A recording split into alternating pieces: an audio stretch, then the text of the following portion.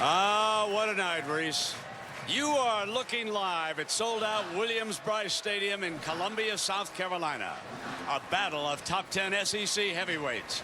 Georgia, South Carolina. Southern fried football at its finest, ladies and gentlemen. Welcome, everybody, with Kirk Herbstreit. I'm Brent Musburger. Thanks for dropping by. What a night this figures to be. Already Florida has upset LSU down in the swamp. And now the SEC, you got to wonder, is the East going to take charge here this year? Well, I think everybody knew when this season started that these two teams, Georgia and South Carolina, were ready to try to push the SEC East up. But Florida has been a pleasant surprise. And with them beating LSU, it makes the significance of this game that much more important because the loser is on the outside looking in at the winner of this game and now the Florida Gators, who appear to be for real. Some great stories tonight. The running backs for Georgia, the freshmen. We have Todd Gurley and Keith Marshall. Well, I think everybody's been talking so much about these two backs that, to me, it makes me really look at this team and study the tape and realize that, you know, they have a 3-year starting quarterback in Aaron Murray. And when you go on the road, we could talk about these backs, and they're going to have to step up and give them balance. But Aaron Murray's decision-making, his poise, the ups and downs that they'll face tonight, he's the key as far as I'm concerned. And also, how will their offensive line play in this environment? They're not going to be able to hear themselves. It's going to be tough to communicate. The battle up front will be interesting. But when you talk about running backs, the #1 back in the country is Marcus Lattimore of South Carolina. Marcus Lattimore, I think, is finally beginning to get healthy. He had an ACL reconstruction with his knee last year. He's about 11 and a half months away from that. I thought last week he really stepped up against Kentucky in the second half. You can see what he's done in his 2 games in his career against Georgia. He's been a workhorse. South Carolina coaches feel he's ready to go back to being that kind of back. We'll see if he can do it tonight. There are stars all over this field. The NFL is watching closely. The kickoff, Georgia, South Carolina, is next.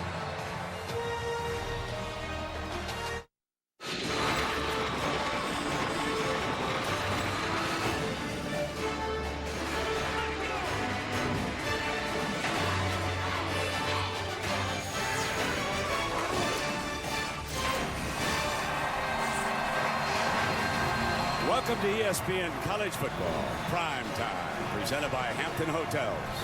And you're watching the SEC on ESPN. It's one of the grandest openings in all of college football.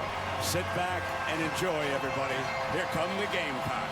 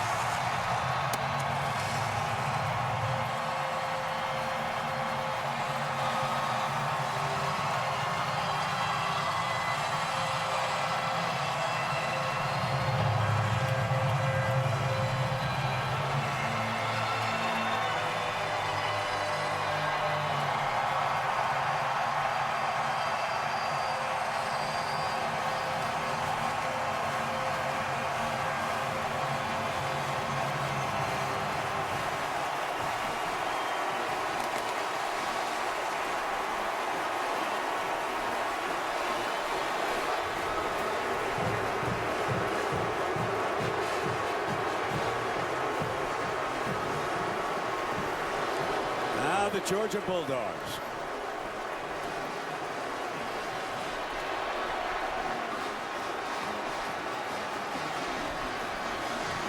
Heather Cox is with us down below, so let's go to Heather.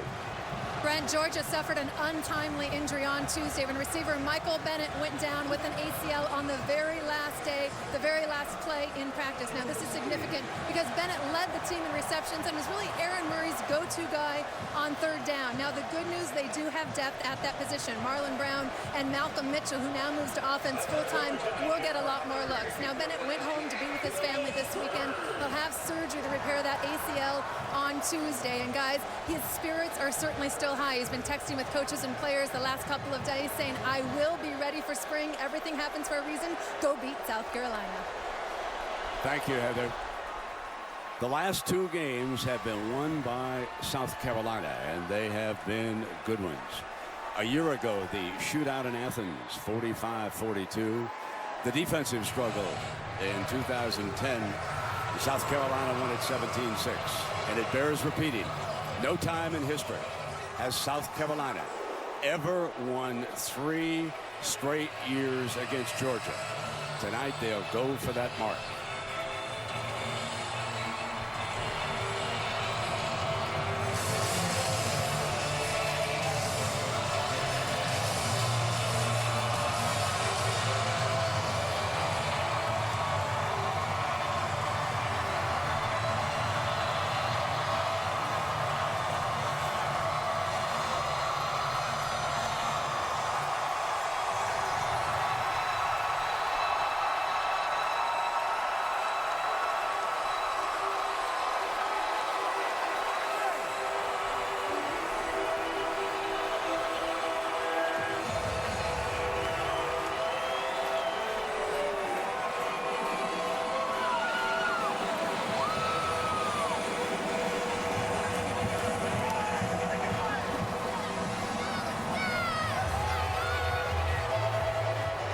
South Carolina receives.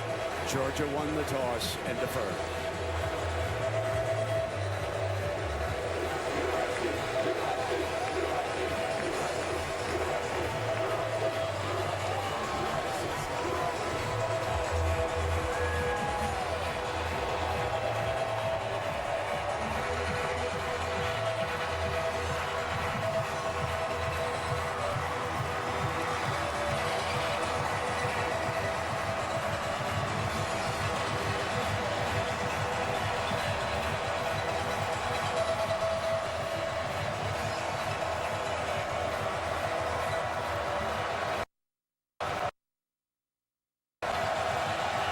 Morgan sends it away.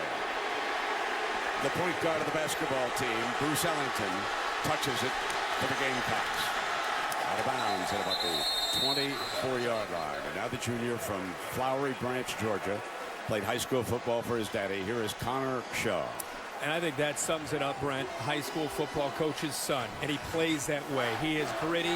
He is athletic. If you spend too much time worrying about Marcus Lattimore, he's going to run the football. If you haven't seen Steve Spurrier's offense in a long time, this is no longer the fun and gun. They're going to line up. They're going to run the football. They have to run the ball to set up the play action. Let's see if Connor Shaw and Marcus Lattimore can get him going.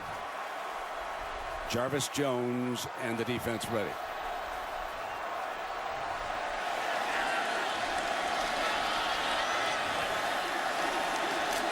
Introduction to Marcus Lattimore.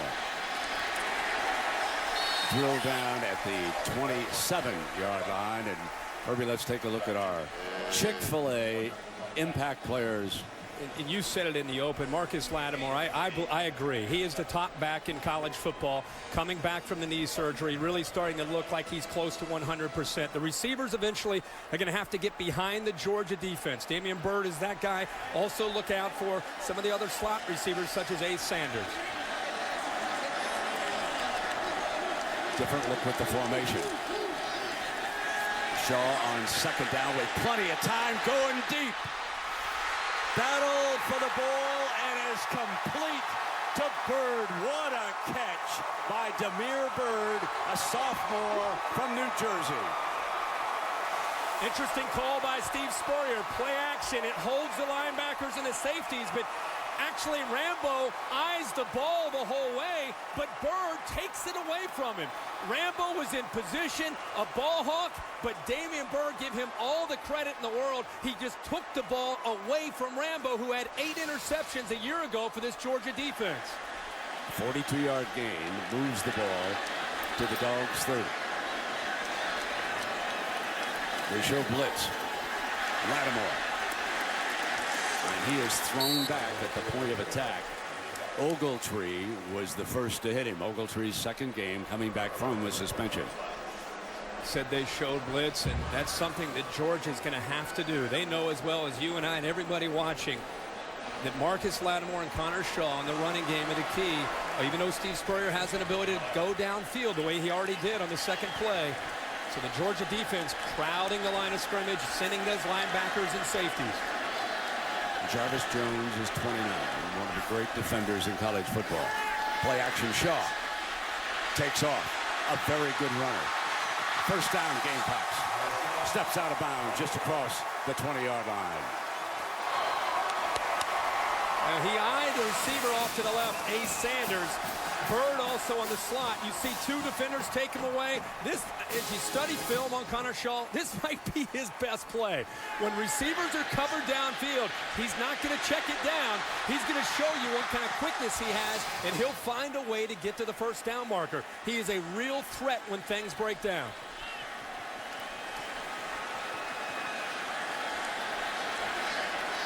John Jenkins, 260-pound nose man, down for Georgia. And again, Shaw's going to put it up. Fires middle, open, touchdown, South Carolina. And it was Bruce Ellington, the young man who returned the opening kickoff. And Connor Shaw lit up the Georgia secondary.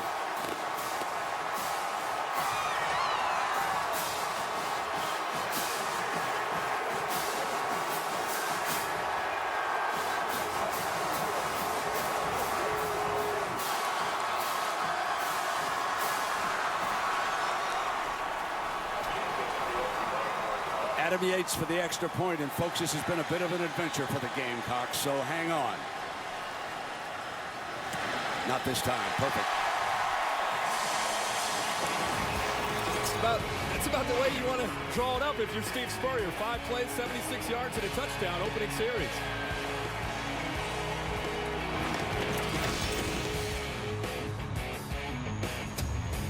Football in High Definition is presented by Vizio. Electric in Columbia, South Carolina. Take the opening kick and drive it down their rival's throat. Georgia's turn. Malcolm Mitchell is set to return this kickoff. There is Malcolm. Plays a little both ways, but because of that injury to Bennett, we expect to see him more on offense here tonight. Yates puts the ball on the tee.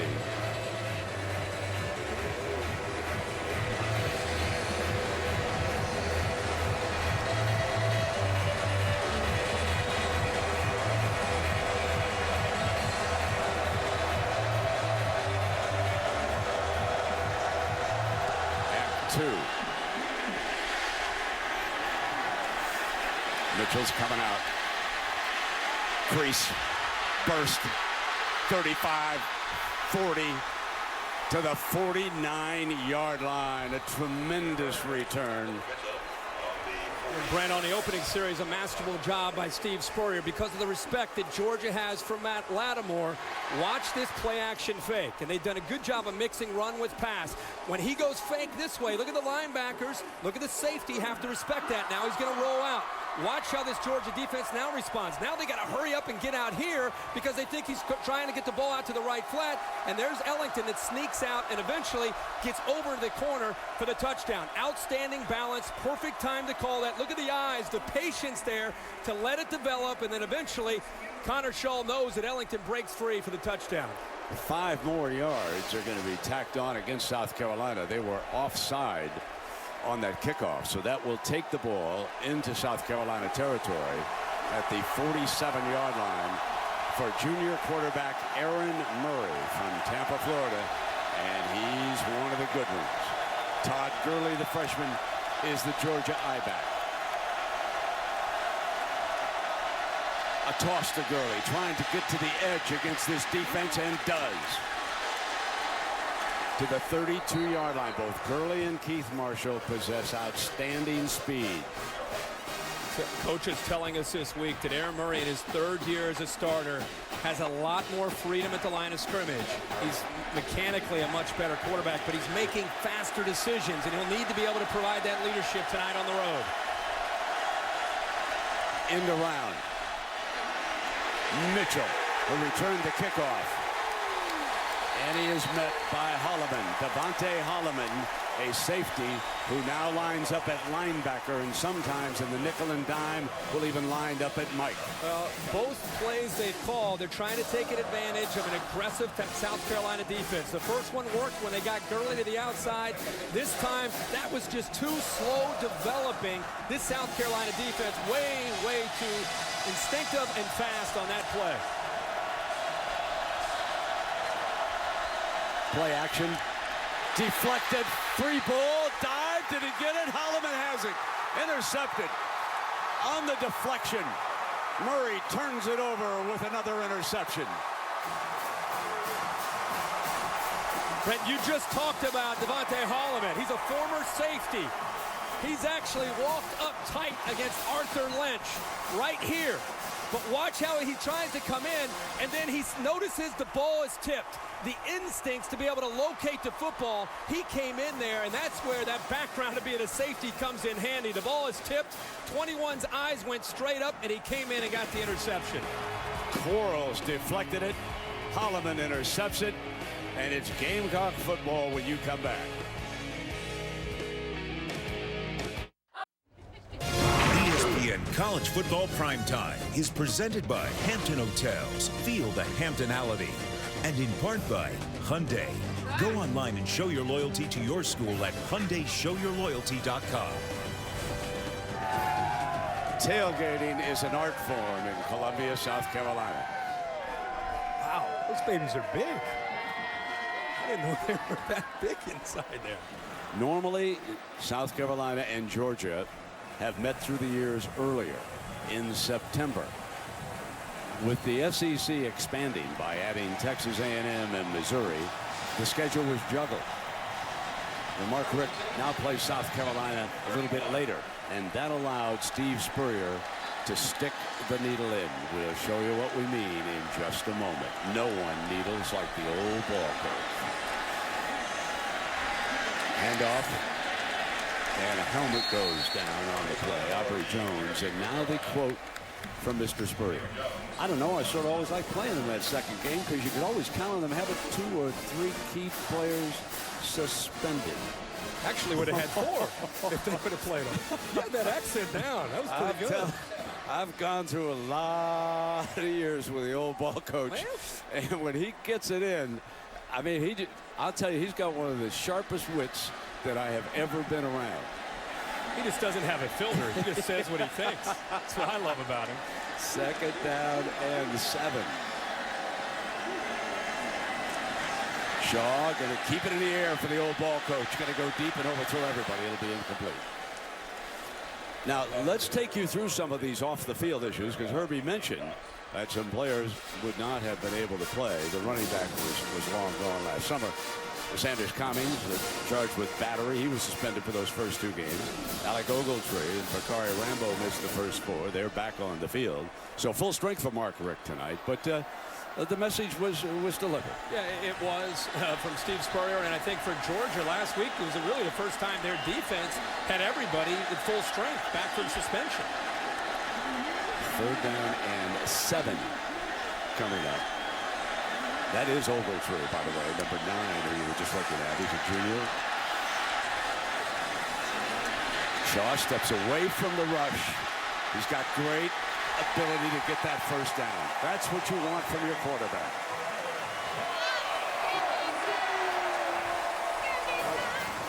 Again, we talked about what Connor Shaw can do when he feels pressure. And look at these linebackers and safeties. They know what's coming. You have a safety right here in the middle of the field who's free, and Sean Williams. He knows that he's looking in the middle. He knows that eventually this quarterback has a chance to make a play. Both he and Christian Robinson trying to catch up with him, but I think they're underestimating the speed of Connor Shaw. Now he comes back with the big fella, and Lattimore, who carried a couple of times on their first drive, is nailed by John Jenkins. I think Steve Spurrier is doing an outstanding job right now mixing not just run with pass, but because they are going to be so run-oriented tonight, when they're throwing the ball, they're taking some chances downfield. And a lot of times it's off play action. And it's giving these safeties something to think about, letting them know they're not afraid to stretch the field, and that can open up those running lanes again for Marcus Lattimore. 2nd down and 8. Drops it off beautifully in the middle, and the running back is a very good receiver. Lattimore. In fact, Brett, he comes into this game as their leading receiver with 16 receptions, and most of them have been like this. And if Connor Shaw's not going to take off and run when things are covered downfield, he's looking for number 21. He has soft hands, has an ability to get through linebackers. Any way you can get the ball in his hands, you're going to try to do it. And that time he was ready and picks up the first down. The coverage was deep downfield. It opened it up for an easy check down that time for Shaw. So after the turnover, the Gamecocks are back in Georgia territory.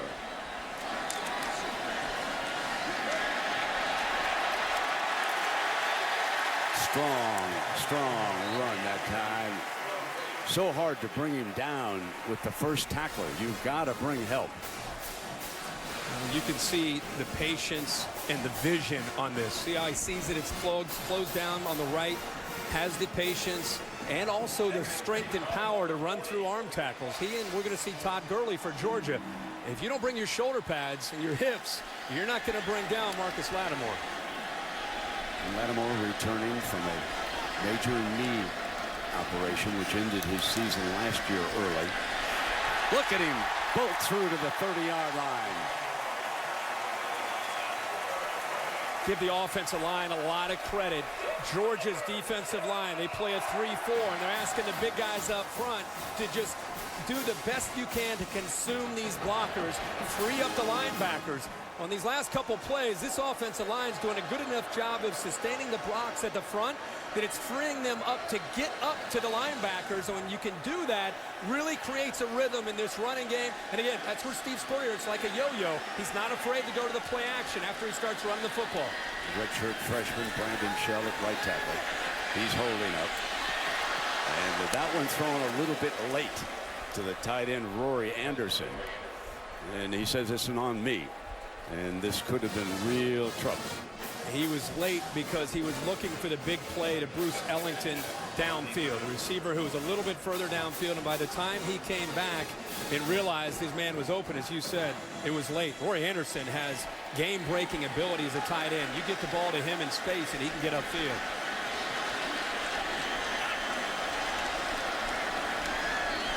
Checking back over to the sideline. Sean Elliott and Steve Spurrier Jr. are the co-offensive coordinators. Because the old ball coach is the man in charge. And here they come, 2nd and 10. Fake the dump off. Now he goes to it. And Lattimore is across the 15-yard line to the 14. That's 16 more yards, Herbie. And I think Shaw's done enough already in this game with his scrambling that it's making these linebackers be aware of that. Herrera loses his balance, which is a major no-no with a quarterback on the run. And Shaw, who's been a threat already running, gets the linebackers' attention. And there again is Marcus Lattimore. Just kind of stays like his blanket. He's always close by to Connor Shaw. So Brandon Shell is the right tackle for Coach Spurrier. T.J. Johnson's the center, and Corey Robinson is your left tackle. He's pick number 53. No more than a yard that time. There was not much of a gap there, and the Dogs jumped on that run. John Jenkins is about 365 pounds, a big, big man. You know, Todd McShay and Mel Kiper have looked at him as one of the top interior defensive linemen. That last play, he looked like he was quick as a cat. He actually got blocked, he got cut, and still got up, shed his blocker, and made a big play there for this Georgia defense. 2nd and 10. Ellington's right to the left. Got time, goes up over the top. Touchdown, South Carolina. Rory Anderson, the tight end from Powder Springs, Georgia, with a 14-yard TD. And the Bulldogs are reeling early.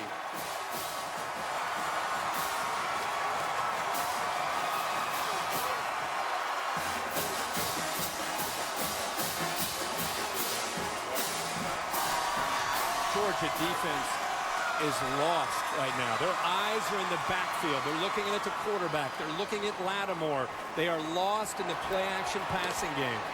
2 wide open wide receivers. And just like that, it's 14-0.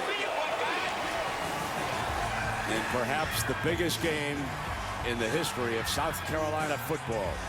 They jump all over the Dogs. Just a wonderful night of college football. Action all over the place. And after us here on ESPN, Washington and Oregon. The Ducks a big favorite. But beware the Huskies. They played very well in dumping Stanford last week. So we shall see. The Oregon running backs, led by Kenyon Barner and DeAnthony Thomas, they are so explosive. You're going to enjoy watching the unbeaten Ducks. That'll be coming up after this battle of the unbeatens in the SEC between South Carolina and Georgia. Malcolm Mitchell had a 48-yard return the last time, remember. He's standing just across the goal line, awaiting Yates' kickoff.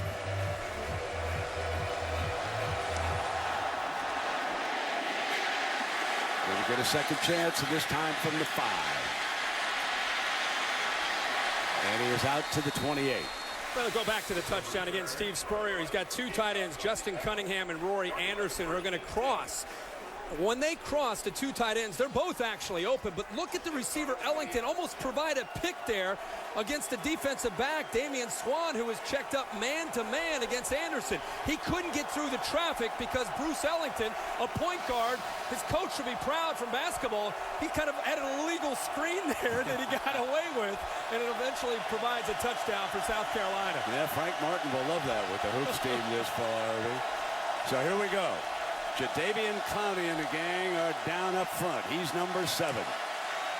He was pushing the pile, and it's incomplete. Clowney lines up at right defensive end when he gets down. And, folks, he's only a sophomore. But I'm here to tell you, if he stays healthy, keeps his head on straight, he's going to play a long time on Sunday afternoon. I mean a long time. We're looking at a great young football player right here. If the NFL likes to look at Calvin Johnson as a receiver, that's what Jadeveon Clowney is as a defensive end to college football and eventually going up to the NFL. That H-back keeping a little bit of an eye on him, too. Coming off the block, getting in on the tackle at the end. It is fun to watch number 7. This is where Georgia, you're ranked number 5. They're thinking big things this year. They knew coming on the road, they're going to face a tough environment. They're going to face a tough defense. Mark Richt is down 14-0. We're not even through the first quarter. They need an answer, and they need a first down here on 3rd down. Need 8 yards. Clowney down. Murray fires it, incomplete. And the Dogs are forced to punt. Victor Hampton made the play defensively, number 27. Brett, it started with a low snap from David Andrews, and I think that got Aaron Murray a little bit out of sync. Good job of even just getting the ball on a bounce. Got the ball in there to King, but good coverage this time by Victor Hampton. Close enough there where you'd like to think King can make the catch, but Aaron Murray did a marvelous job just to be able to get the football and try to stay in rhythm and on balance there to try to throw that football. Ace Sanders is back. Another freshman kicker for the Dogs is Colin Barber. He's out of Cartersville, Georgia.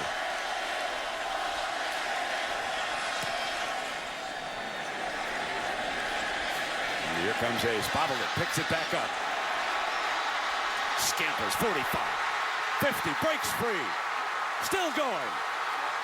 Headed for the end zone. Touchdown, South Carolina.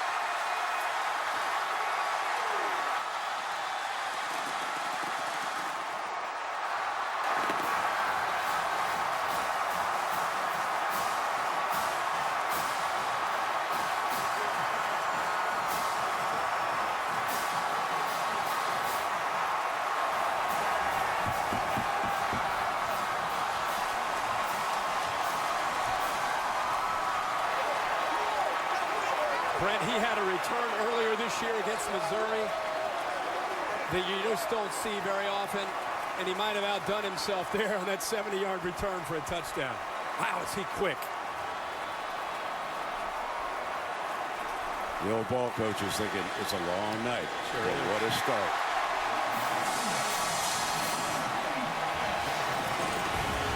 Sit back and enjoy, folks. This is a 70-yarder. And South Carolina is sending shockwaves through the SEC.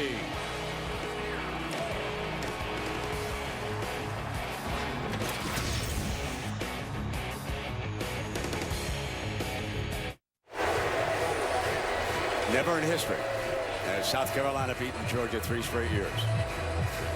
Now they're off to a great start in year 3. You know, he drops the ball, and that gets Georgia's attention. Watch Lynch, the tight end. He doesn't have a chance. Here's the punter. You just don't have a chance. Against this guy in space, it is next to impossible for a good safety to be able to make a play, let alone Arthur Lynch, 6'5", 260-pound tight end, and then the punter, Colin Barber.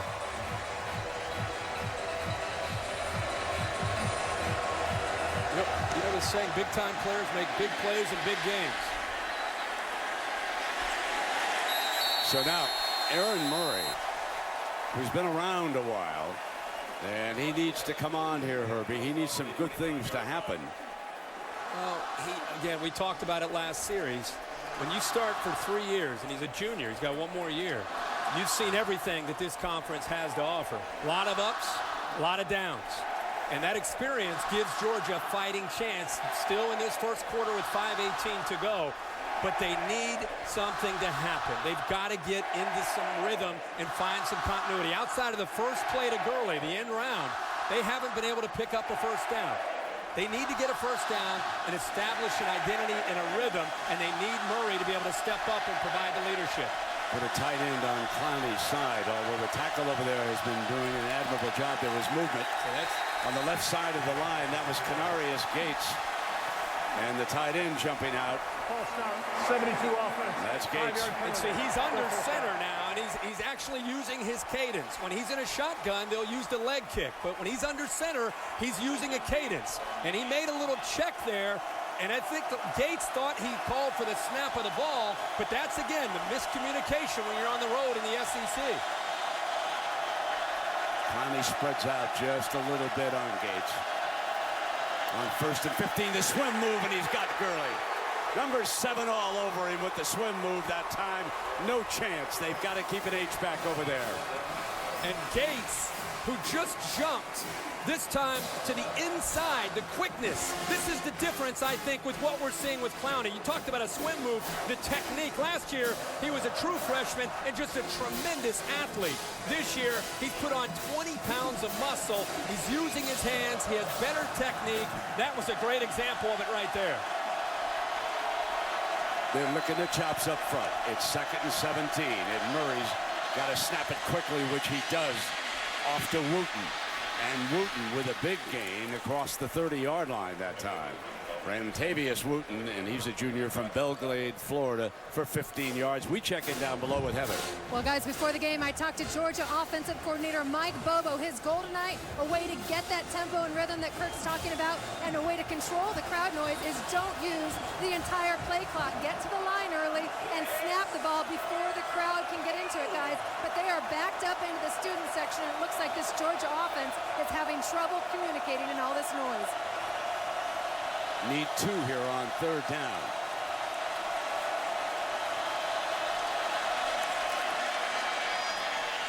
Caught and goes back to Marlon Brown this time, the senior from Memphis, Tennessee. Let us go to the studio. Reese Davis, what a night, Reese. It is a great night, Brent. Taco Bell studio update. This is Texas West Virginia, a 4th down and 4 play in a 7-7 game. Geno Smith, it's Tavon Austin. It's for the touchdown. The odd thing about this, they played 4th and 4 before that. Texas had sacked Geno, but somebody called timeout on the sideline. Wow, what a passing attack. Keith Marshall is now the Georgia running back. Number 4, the other freshman. And Jerideau brings him down that time. Not much doing on that.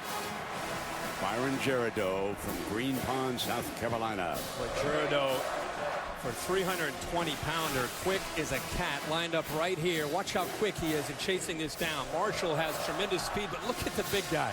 Talk about the difference in the SEC, the defensive line. I thought it was interesting. Devin Taylor telling us yesterday, he's been around a long time. He said, even with the loss of Melvin Ingram, this is the deepest and the fastest defensive line South Carolina's had in years. Marshall to the teeth of that defense. Jack Wilson is there. And the freshmen now are finding out what it's like to go into the teeth of an SEC defense. You see 4 men up here listed, but they'll play 8 to 10, and Clowney and Taylor get most of the recognition, but you will see a lot of bodies. And I'll tell you, a guy, Chaz Sutton, number 90, another guy who has 3 sacks on the year and also has great quickness. That's what Georgia wanted to avoid, these 3rd and long situations. Georgia calling a timeout. Timeout, Georgia. The first timeout of the half. It'll be a 30-second timeout.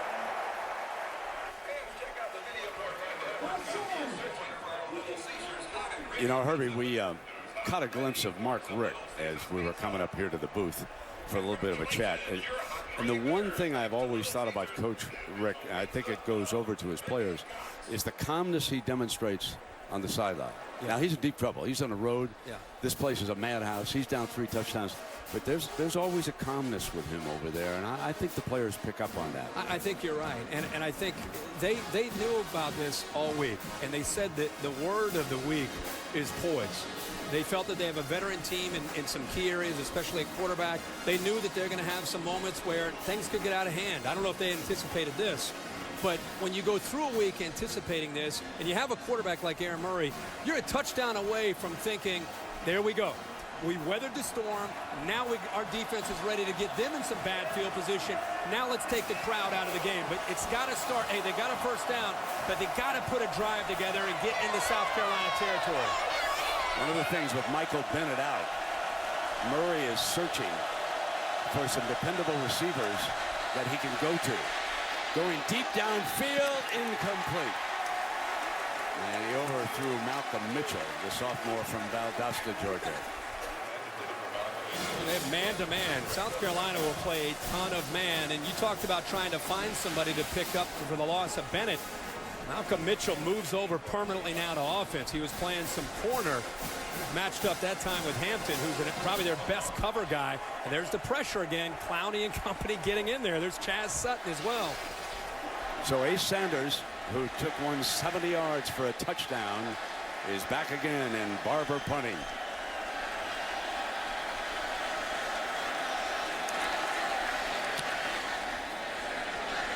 Fair catch is the signal at the 15-yard line. Well, we'll take a look at how South Carolina is finding success tonight. Brought to you by Expedia, every way imaginable. Over the top to Ellington, keeping it airborne to the tight end, and then Herbie, the great punt return. Expedia is the perfect the term here, because it's been a lot of speed with what we've seen and how quickly it has happened, with not just, of course, the plays by the offense, but the defense is playing well, the special teams play. So there are the big plays that they have had in this game so far tonight. And as far as big plays are concerned for Georgia, it's a goose egg. And the Dogs have helped the cause by throwing 1 interception and not being able to defend Ace on that 70-yard punt return. So it's first down and 10 now for Connor Shaw and a well-rested Marcus Lattimore. And this Georgia defense stacked to the offense's left. Let's see if they try to run right. They're going to run right into it. Let's check in down below with Heather. Georgia's defensive coordinator, Todd Grantham, just totaled the entire defense, spent time with the grease board making adjustments against South Carolina's play action. He finished with telling them, stop letting them push us around. There's lots of teaching on the fly and what looks to be like a lot of adjustments on this Georgia defense. Little shield there to cut down on the messaging viewing as the play comes out to the defense. And Shaw is back in the gun.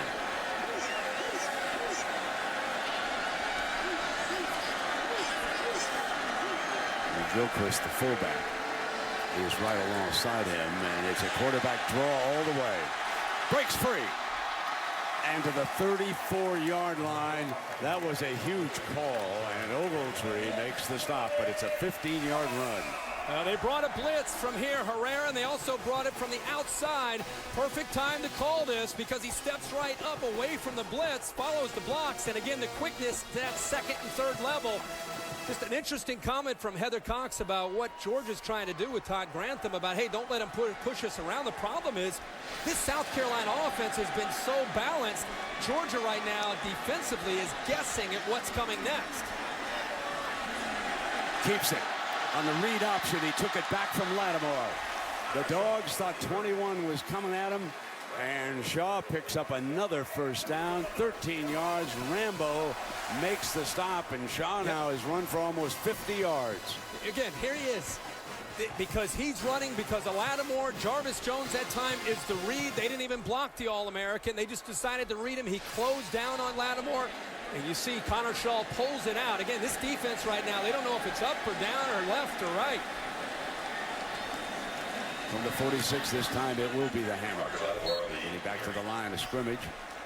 Todd Grantham's kind of sticking to his guns. He continues to blitz. This time it was Swan. That is the end of the first quarter. A 21-point explosion by the Gamecocks.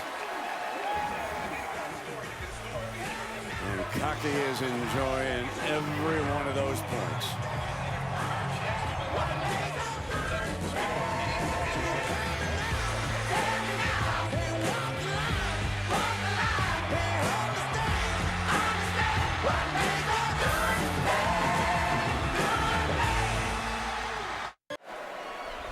The state capital of South Carolina, and our aerial coverage of Columbia is being provided by the MetLife Blimp. See how MetLife can provide the coverage you need. MetLife, I can do this. And right now, South Carolina is doing it all. They've got the ball to start the second quarter, up by 3 touchdowns. They're coming out from their own 46-yard line. And Connor Shaw is causing the Georgia defense all kinds of problems with his feet as well as his arm. And he's going to throw to start the second quarter. Dropped. That ball should have been caught by Anderson. Again, Anderson is essentially a receiver lined up at tight end at 6'5", 218 pounds. He reminds me a lot of Jared Cook, who was a tight end here, who now plays up in the NFL for the Tennessee Titans. A very athletic, explosive man. The chance to make big plays every time he gets his hands on the ball. That time, the sophomore peeking up to try to see who was closing in on him before he secured the football. So now the Georgia D has got South Carolina in 3rd and long, and stop here to get the ball back. Jet sweep fake. Shaw on the run. Gonna keep it and not get the first down, and he takes a blow from Ogletree. How do you do? They are in man-to-man coverage, and Christian Robinson, the linebacker, this time is spying Connor Shaw and waiting for the potential scramble. And he did take a big hit, but see Robinson right here, right in the middle. He's going to try to stay up with him. He's unable to stay up with him, and eventually it's Ogletree came very close to a late hit. But I don't think it was, Herbie. I think he got him in bounds. Right in bounds. Very close. I think it was perfectly legal. Yep. What a shock. Steve Spurrier going for it here on 4th down. And Thompson is in place of Shaw. Dillon, and they're going to call a timeout. So the surprise is spoiled, and Spurrier says, oh, why did we burn the timeout? We had those fellas. We'll be right back.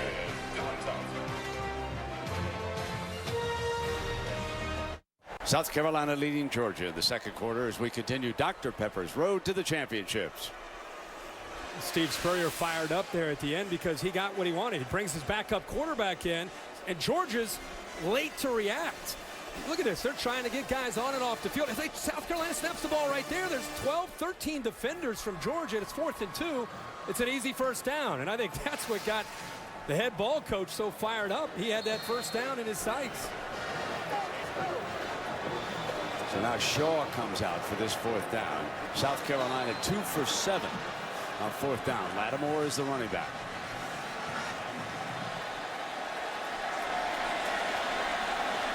They are at the Georgia 45-yard line. Spurrier shaking his head.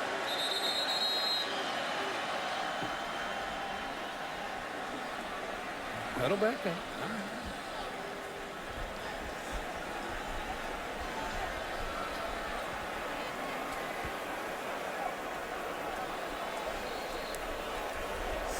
Now I believe the punt team is coming on. I see Tyler Hull come off the sideline, and Steve has thought better of it. So far. Up 21-0. I would think it's the right coach call, but you just never know. would play a little field position here. You would think. McGowan is back again to return. Oh, hangs it beautiful. The air, fair catch inside the 10 at the 9-yard line. Let's go back now to Reese Davis in the studio. Reese. All right, Brent, time for an Internet Explorer quick highlight. And quick is how West Virginia's scoring. Andrew Bowie going in on 3rd and goal. 21-7. They have the lead on Texas down in Austin. So a scoring machine from Morgantown, West Virginia. That's slowing down for anybody right now. Next week, of course, the Red River rivalry in Dallas, matching Texas and Oklahoma. The Sooners exploding on Texas Tech today. A lot of folks thought that was going to be much closer than it wound up. Now Holloman is back on the field defensively for South Carolina. He was shaken up a little bit. And Marshall is the running back. They flare him, and nothing doing as he's tracked down by Swearinger. Lorenzo Ward, the defensive coordinator from South Carolina, right now has a lot of confidence in the way the battle at the line of scrimmage is going. He knows that his front four has athletic ability. He knows what they can do as far as pinning their ears back.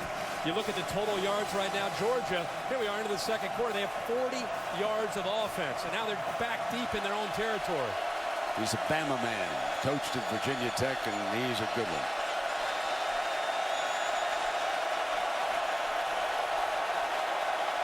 Murray trying to get this personnel squared away. Look at Clowney. Hit on the release. Incomplete, but there's a penalty flag. There's contact downfield. I think you saw that. But Clowney was about to bury Murray as he got into him. How about before he gets to Murray, Brent, he goes around poor Gates, the left tackle, and then he hurdles the freshman. The freshman tries to go low on him. He closes in on Murray, but he actually went up and over Keith Marshall. Pass interference. Defense number 3. 15-yard penalty. Automatic first down. That's Auguste. Akeem Auguste, a senior from Hollywood, Florida. He's battled some injuries and seems to be okay, and he was guilty on that play. I think the South Carolina fan base and coaches saying that the ball was not catchable. And I think the reason it wasn't catchable is because Auguste took him away completely from having a chance to get to the football. Here comes a linebacker blitz. Filling the gaps and making it tough on Marshall. And they're bringing the linebackers on certain formations. There's certain formations that Georgia has where they're tipping their hand a bit with their run game. And I think these linebackers, when they see a certain look, they're coming after him. They're bringing a blitz, and they're getting that defensive line where they're shooting gaps. Murray is only 3 of 7 with an interception today.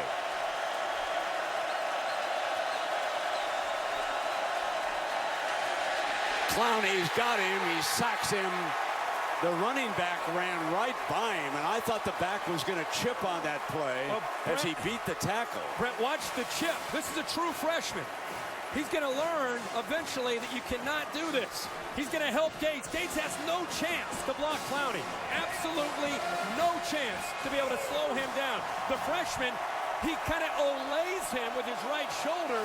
They're going to have to put a tight end or a back on him every single time he's lined up. This guy is shades of Bruce Smith, folks. This guy is a big-time defensive lineman. Wow, what a performer. And if I'm Canarius Gates, there's nothing against him as a left tackle. He played last year. He's an experienced guy. but he's got to be going over to Mike Bobo and saying, Coach, you know, I've got confidence, but you got to help me out, especially on those longer pass plays where Murray's holding on to the football.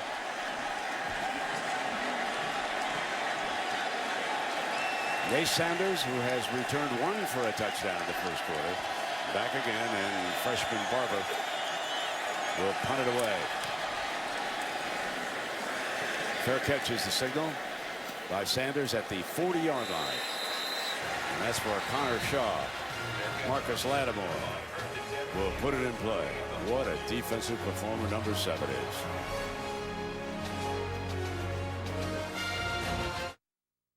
ESPN College Football Primetime is presented by Hampton Hotels. Feel the Hamptonality. And in part by Lexus, introducing a stunning work of technology, the entirely new Lexus ES. The South Carolina baseball team, back-to-back national championships in the new $35 million plus baseball facility opening up. Chad Holbrook is the new head coach. Ray Tanner, coach of the championship, and he's now the athletic director. As you look down, and we want to thank the athletic director for leaving the lights on so you could take a look at one of the best little stadiums in all of America, right here in South Carolina. I live in Nashville, where, of course, Vanderbilt is, and they have an outstanding program. And the SEC, in my opinion, the kings of college baseball. And really, right here, you have to start with the Columbia, or with the South Carolina Gamecocks. Kenny Miles is now in as the back. Couldn't get open as a safety valve. And Connor Shaw is going to be sacked back on the 31. And we're going to go to Reese for an update. Reese? Brent, just want to put your finger on the primetime pulse. Nebraska and Ohio State have just started on ABC. On ESPN2, Florida State and North Carolina State just underway. About 5 minutes in, still scoreless. And on ESPNU, Ole Miss giving Texas A&M a fight. It's 10-10 as they play in the second quarter. Reese, thank you very much. And, folks, you got to look at a real good linebacker just a moment ago. Jarvis Jones will be making that stop for Georgia. The ball coach a little bit upset over there. Up 21, the visor's still in play. And here comes Miles, who checked in, remember. So he gets his first carry. He's out of Lawrenceville, Georgia. Herrera, 52, is kind of jogging in here late. You can see some confusion. By the time he gets ready, he's trying to get the call. A lot of confusion that time with the substitution of personnel groupings from South Carolina. I don't even think Georgia, again, it continues with the miscommunication about trying to get lined up and get ready to go. Miles, the senior, stays out next to Shaw.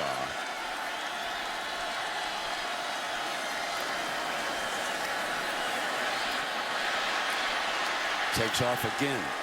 Scrambles up the middle before Jones makes another stop on the quarterback. When it's third down, if you can get Connor Shaw to third down and you're Georgia, and they've been spying with Christian Robinson, a linebacker, and a lot of times we've seen Connor Shaw run away from him. They might want to think about putting a safety in that position, because more often than not on third down, if his primary receiver is not there, he's pulling it down and taking off. Rhett McGowan is now back deep for Georgia. And he makes the fair catch at the 19-yard line. Andy Murray and the Dogs trying to get something going before the intermission.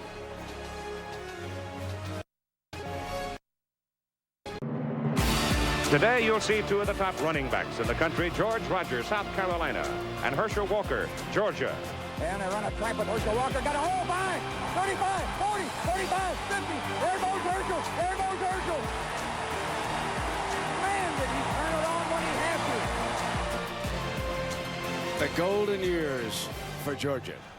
And the two Heisman Trophy winners from these two schools, Herschel, of course. George Rogers is here at the game. He never misses. Lives here in Columbia. Came up with him in the elevator. Still got that big smile on his face like he always had, Herbie. Now Gurley is back for the Dogs. Play action Murray. Rolling and coming in underneath. Going to the fullback, Merritt Hall. He's a redshirt freshman. You know, we talk so much about Gurley and Keith Marshall coming into this game, and they've gotten so much attention. They have been shut down up to this point. Gurley had one good run early. Now picks his way. Marshall has found nothing going, and Auguste makes the stop. I like the tempo here by Mike Bobo. I mean, nothing seems to be going right. You got to get South Carolina on their heels somehow. And a lot of times when you go tempo, that can help you. Heather talked about it earlier, not letting the crowd get as much involved with a quick snap back up to the line.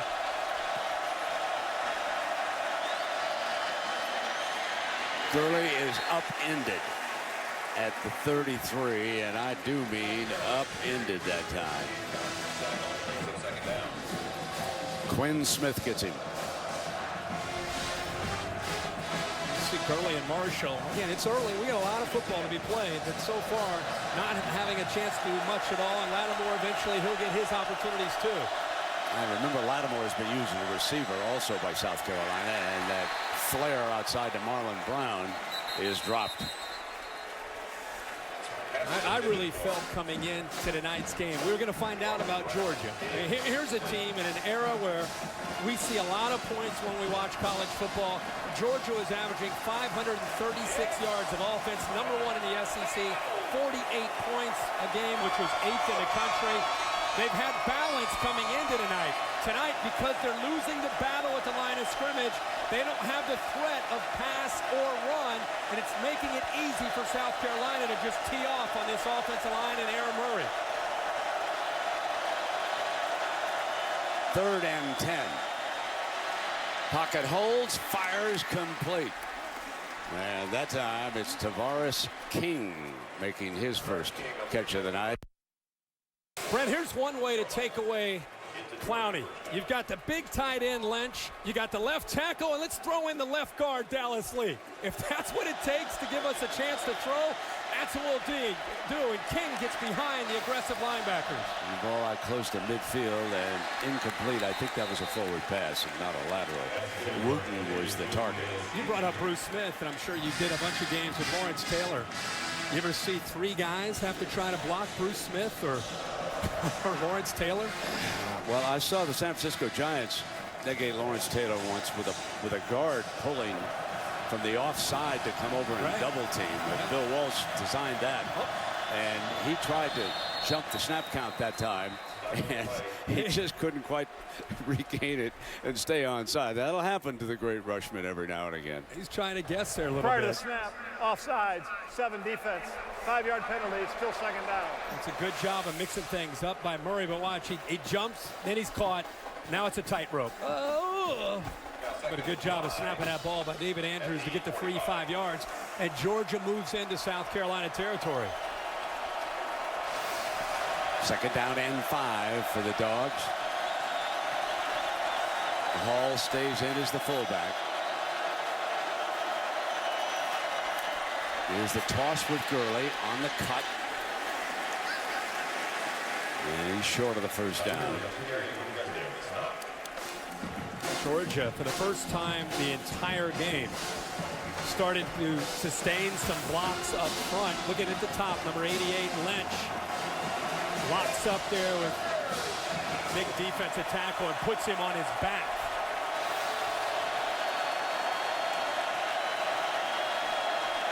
And it is a long 2.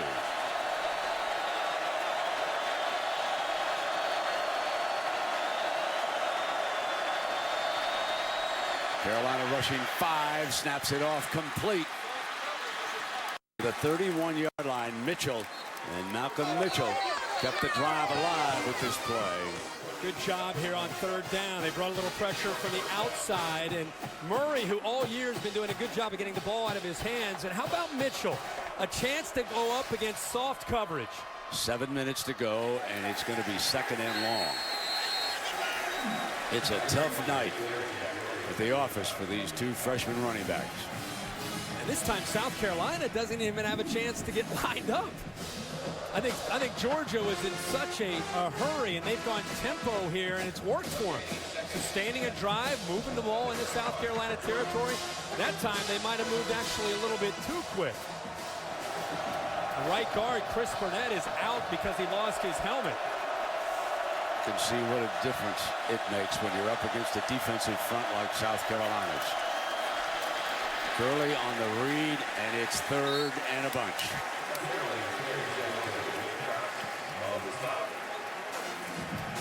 No, John, we talked about Burnett having to come out of a play.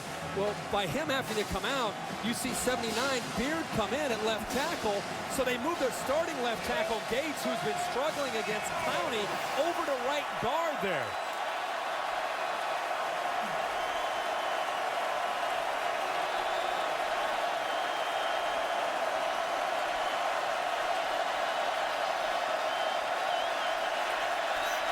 Third down and 10. And a terrific catch by Malcolm Mitchell. It's first and goal for Georgia here with 5:53 to go in the half.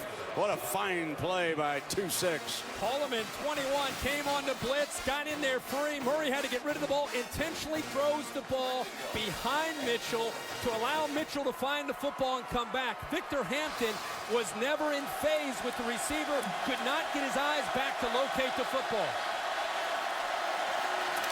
Gurley into the middle.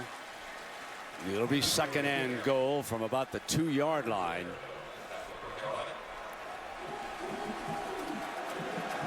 Gurley appears to be just a touch more effective, doesn't he, behind the center and the guards into the teeth of that defense than Marshall. I think both of these young backs have some power, but I would definitely tend to think that Gurley is more the downhill type of runner. He's off to Murray's left. And he's got it on the read, and Clowney was pulling him down from behind. It'll be third and goal from the 1. Number 7 having a huge night. Yeah, Murray's athletic enough to come back to this and pull it out and try to get to the outside. This South Carolina defense right now, they're thinking about one guy, and that's Gurley, the big power back. Aaron Murray's background from Tampa Plant High School, he's an athletic guy, a dual guy coming into Georgia, and has become more of a pocket passer, but has athletic ability if they need it. Sometimes with great defensive linemen, you can run right at him. It is third down and goal. Man coverage on the outside. Looking to throw. And Hampton was there defensively. A very dangerous throw by Aaron Murray. And Hampton was on the receiver. And give Hampton credit for anticipating that outside, kind of the back shoulder fade. It's the play that they just had success moving down into territory. That's a great look there by our guys to show Victor Hampton anticipating that and getting a hand on it to knock it away. Down 3 touchdowns. They're going to go for it on 4th and goal.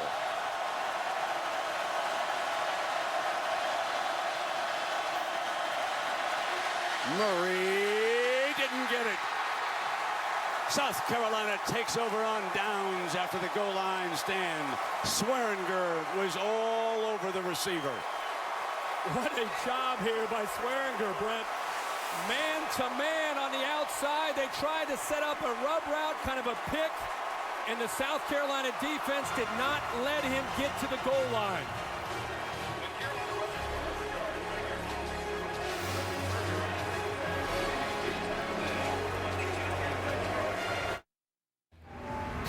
I'm Reese Davis. Coming up on the Buick Halftime Report, we'll show you how the Gators gutted LSU, and they're back. The Huskers and Buckeyes are doing business, and Texas starting to get after Geno Smith. I'll get Dr. Lou out of the stylish cardigan in just a moment, and we'll do halftime. So we look forward to that. And here, South Carolina leading Georgia 21-0. The Dogs just drove 80 yards in 15 plays, and Herbie, they came up empty. You cannot say enough about the job Lorenzo Ward, the defensive coordinator for South Carolina, and his group of defenders and what they did there on that 4th down. So now Connor Shaw, and this is danger territory coming out. Lattimore's back in as the running back, and he'll get that first call, and he did just get that ball across the goal line. That was very close, 2nd and long. Talk about continuity on defense. Gurley, the freshman's going to motion out. When he motions out, watch the communication from South Carolina. Watch how you have Holloman checking in. He's trying to run out motion. Now he continues to talk here, and they're trying to set up an inside route. Without that communication from the safety who's turned linebacker, Devontae Holloman, Shaq Wilson was involved in that, and Swearinger. Really good job of recognizing the route and staying disciplined there on that 4th down. And Connor Shaw in the Gamecock offense coming again with Lattimore. Having a lot of difficulty finding daylight. Garrison Smith, one of the Georgia defenders right there, and they're trying to keep him backed up against a goalpost. Well, the big fellas up front for Georgia getting a good push.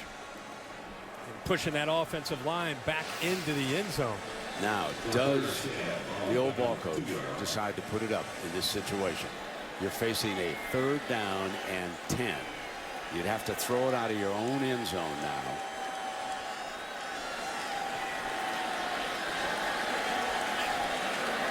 It's a very tight formation. There's the play action. He is going to throw out of it. Going to go down the far sideline and throw it away, basically. And it is 3 and out. And now they're forced to punt. And Georgia will have another golden opportunity here. Steve Spurrier probably looking at Connor Shaw and saying, I know I said to throw it away, but be careful. If he threw that too high, he wasn't outside of the tackle box area. When you're in the end zone, it could be a safety. So sets up an opportunity here for Georgia to get outstanding field position before the half. Rhett McGowan standing back at the Gamecocks' 44-yard line. So here is punter Tyler Hall, Mount Airy, North Carolina.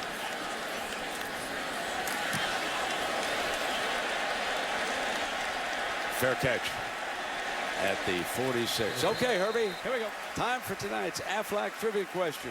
Here we go now. Who are the 3 oldest current head coaches in the FBS? I got 2, I think. I think you might have to. Can I, you got to go with Frank Beamer. I'm going to give you a little chance to think. Okay. I'm going to give you a little chance to think. How about Mike Price? Is he in the board? He's not in the board either, huh? Swing no. and a miss.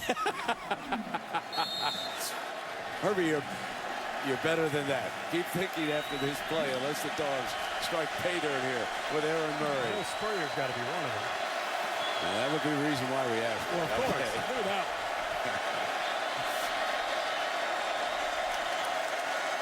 Murray going downfield, got a man open, juggled incomplete. Wooten couldn't hang on. Montavious Wooten, the junior, really good job of being able to go right by Jimmy Legree. Got behind him. The ball's a little bit late, and it allows Legree to catch up with it and knock the football away. Late throw by Murray, something we've not seen from him most of this year, but tonight, because he's a bit out of rhythm, underthrows the ball and throws it late, and Legree makes the play. Now it'll be Gurley on the run. All right, Herbie, have you decided on your coaches besides Spurrier? I've got Spurrier. The All other right. 2 just Here no we shot. go. Here we go. You'll know him. Bill Snyder is going to be 73 years old tomorrow. Frank Solich at Ohio and Coach Spurrier here. Now, here's what's interesting. All 3 are unbeaten. A combined 16-0. Let's hear it for the old guy. As Lee Corso says, AARP. Outstanding. Bill Snyder's team looking really good. Oh, didn't they look great? Great win. Murray stands tall, incomplete, and he overthrew Marlon Brown. He has not been on target, Herbie. You know, all year, looking at him throw, he's just looked like a different guy mechanically. He's had a chance to be able to step through his throws. His fundamentals of getting back and having confidence in his wide receivers has been there. And right now, because of what he has faced in this first half, the amount of pressure he has faced in the first half, he's not been able to get into sync at all. So the Dogs will punt it away with Barber again.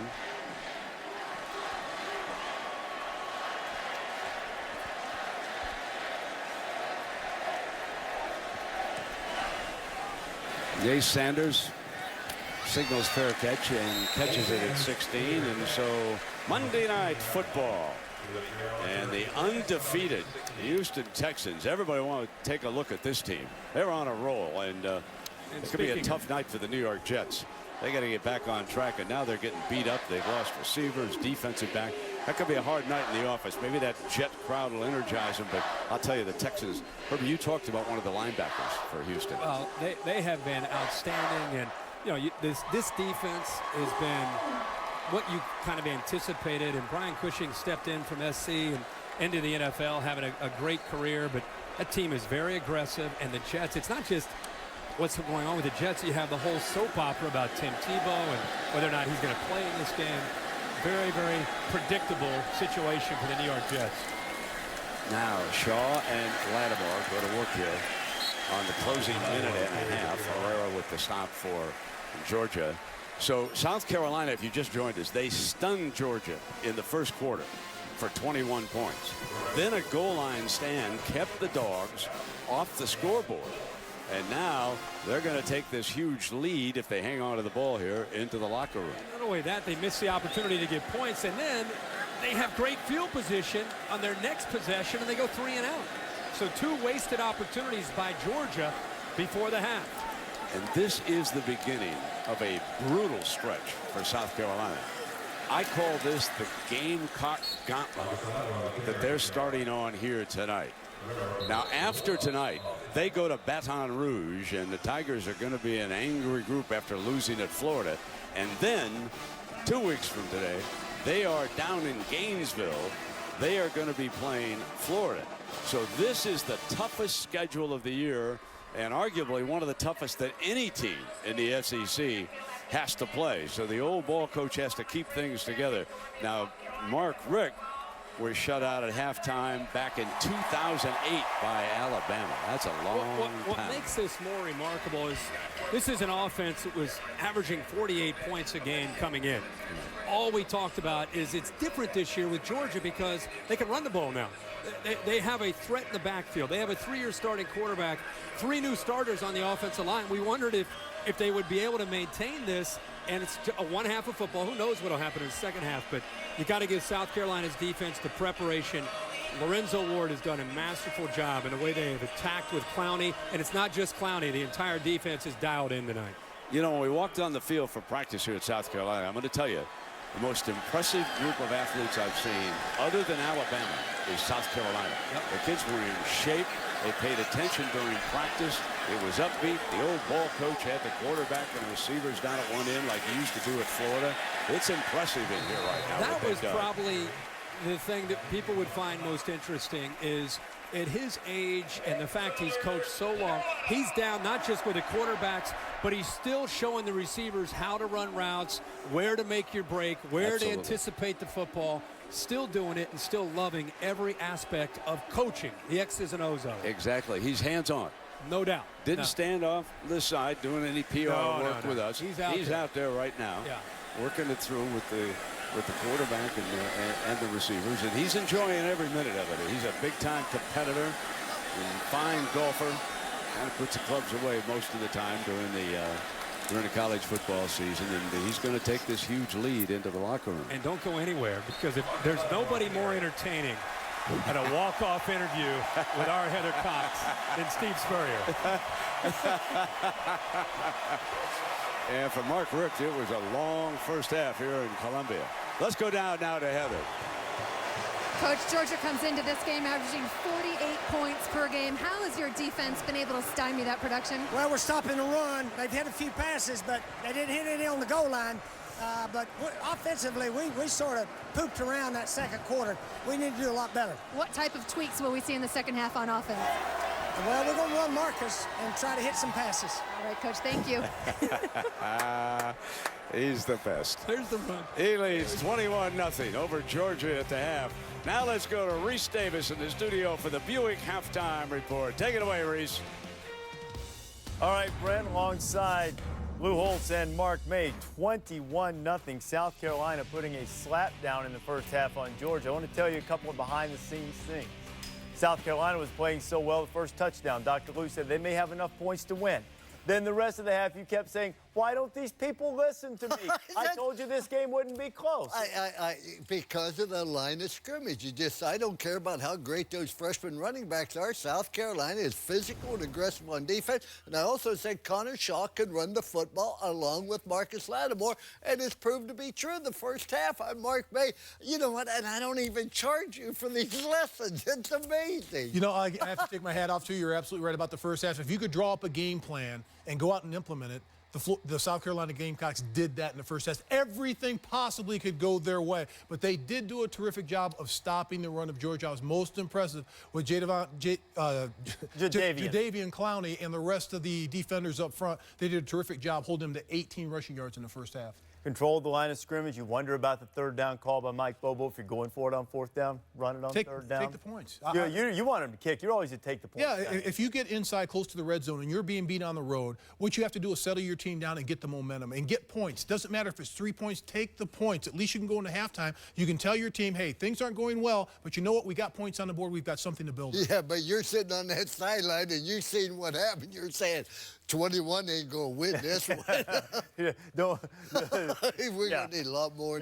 Don't bring a squirt gun to a gunfight, right? Okay.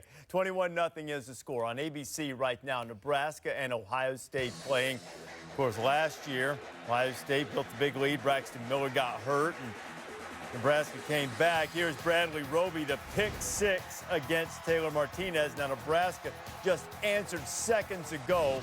Amir Abdullah scoring the touchdown, so it is 7-7. Still to come at the half.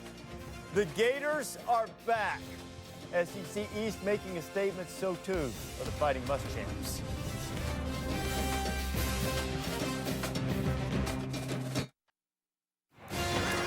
Welcome back to College Football Primetime on ESPN, presented by Hampton Hotels.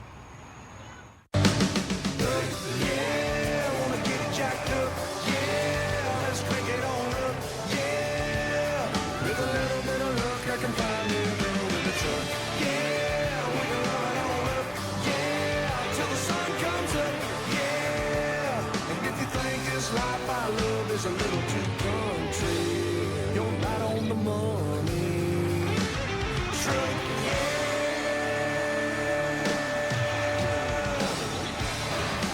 Thank you, Mr. McGraw, and you're watching the SEC on ESPN. 21-0 now. Brent Musburger with Kirk Herbstreit, and Herbie, let's talk about Georgia. Can they climb back in this? Can they get something going, turn things around here? The thing that they did towards the end of the first half is they went tempo. And I got to believe, not just because they're racing against the clock here down 21, but because it took the crowd out of the game a little bit, and it also allowed them to get a little bit of a rhythm going. Mike Bobo's got to go back to the tempo and try to see if they can make a big play. You know, they came into this game averaging 8 plays of 20 yards or more. They're a big play offense. Tonight they have 1. So if they don't do any better up front, it's going to be a long second half. They got to check your headset. You said took the crowd out of the game. This crowd has been electric all night. One of the best we've seen, Herbie, all season long. The Dogs will get the first crack at it, so settle in. Here we come with the second half kickoff.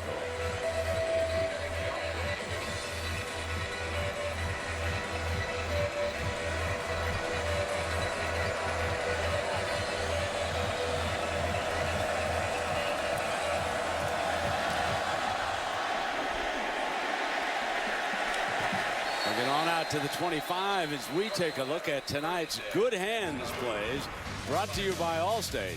And Herbie, it has been the Gamecocks who've had the good hands. Well, they have. This is on a tip pass earlier in this game by Kelsey Quarles. A recognition, which was really impressive by Devontae Holloman. Then later, this was an outstanding play. Jimmy Legree, ball underthrown, thrown a little bit late. He catches up with it and knocks it away from Rontavious Wooten. Big drive here. I know it's early here in this second half, but Georgia's got to, again, establish something and get their confidence established here early in the second half. Gurley will open as the running back.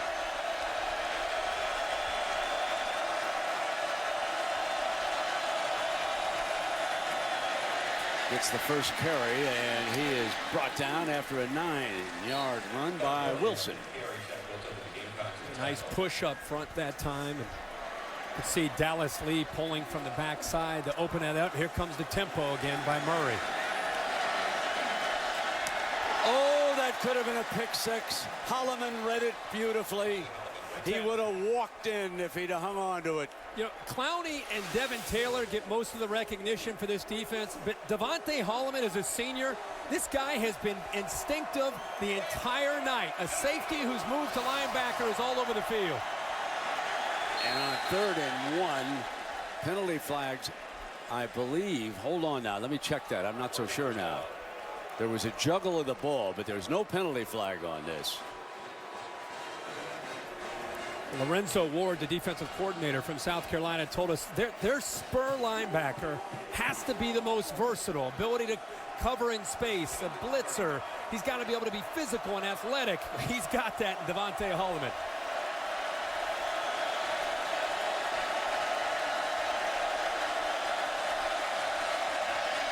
Clowney was coming again.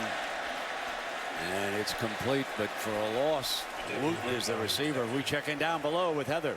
Brent, I was able to talk to Mark Richt and asked him about changes that he wants to make on offense, and he said we must do a better job creating more space for our young backs so that they can create. We've also got to stop that penetration, and when we have that protection, we must hit that open target. Now, Richt was very optimistic. He said, yeah, we're down 21-0, but we've got some momentum. We held South Carolina the last few series by turning Connor Shaw into a quarterback and not a runner. They want to keep him in the pocket the second half.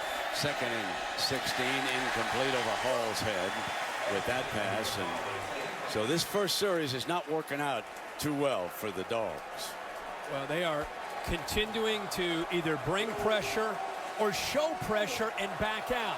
It's a cat and mouse game between South Carolina's defensive line and linebackers and even safeties and Mark Richt's offensive line, trying to create confusion and hesitation and trying to rattle Aaron Murray.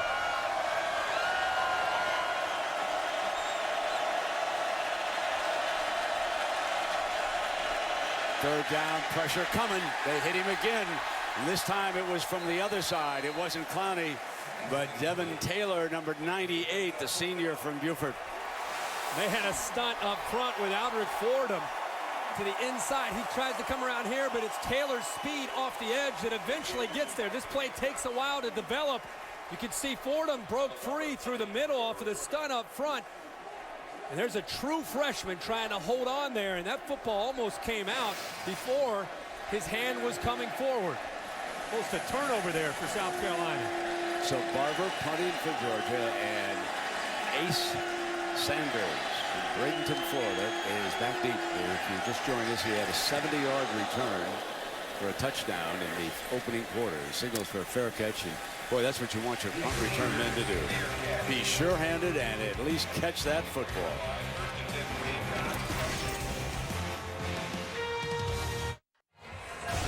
College football in high definition is presented by Vizio. 6 straight years the SEC has won the Coaches Trophy presented by Dr. Pepper, and South Carolina would dearly love to get in on the fun. This is the start of their 3-week gauntlet. Next week, Baton Rouge to take on LSU. 2 weeks from now to Gainesville to play a very improved Florida team. First things first, Connor Shaw, Marcus Lattimore will come out here to open the second half with their first series. TJ Johnson, the senior center, will snap it to Shaw. And that's Lattimore moving over to the quarterback's left.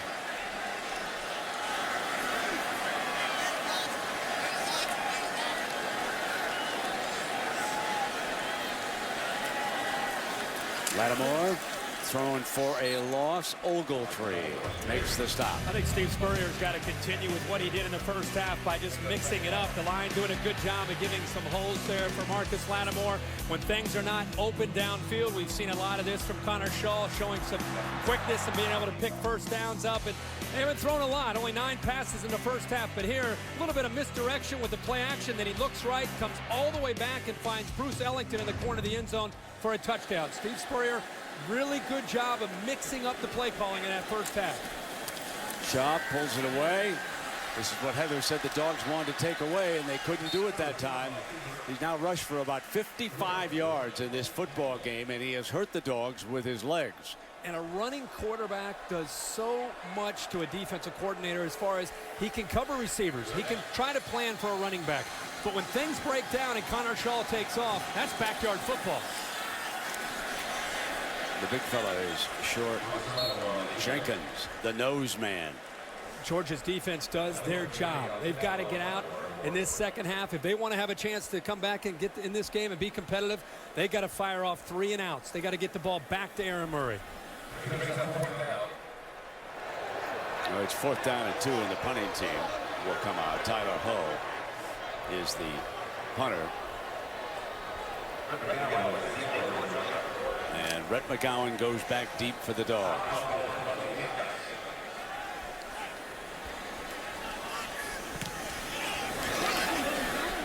McGowan's fair catch at the 33-yard line.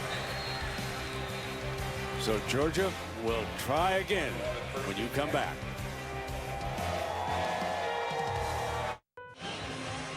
ESPN College Football Primetime, brought to you by ExxonMobil, taking on the world's toughest energy challenges. And Northwestern Mutual, proud to be the official financial planning partner of the NCAA. Everybody's favorite mascot. Okay. Taking a peek around and saying, come on, lads, what's going on here? That's enough standing. Let me get down here. But let's get a rally here in Columbia. Play action, Murray rolling to the right. He's in trouble, and he has to dump it off. And he was in trouble because Taylor was hanging on. Well, Murray has had to go to this no huddle because, Brendan, the first half, when they got under center here, he's trying to make a little check at the line of scrimmage by just moving his hands out. You see this a lot from Georgia. The left tackle, Gates, the right guard, Burnett, they flinch. Cost them 5 yards, so they've gone back to just trying to go no huddle, back to the line, and try to get the ball snapped as quickly as they can.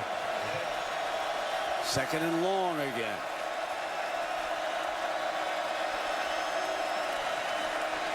Oh, the big fella. That'd be a fumble. Georgia jumped on it, but Clowney, and there's a penalty on the play, but Clowney was all over the quarterback.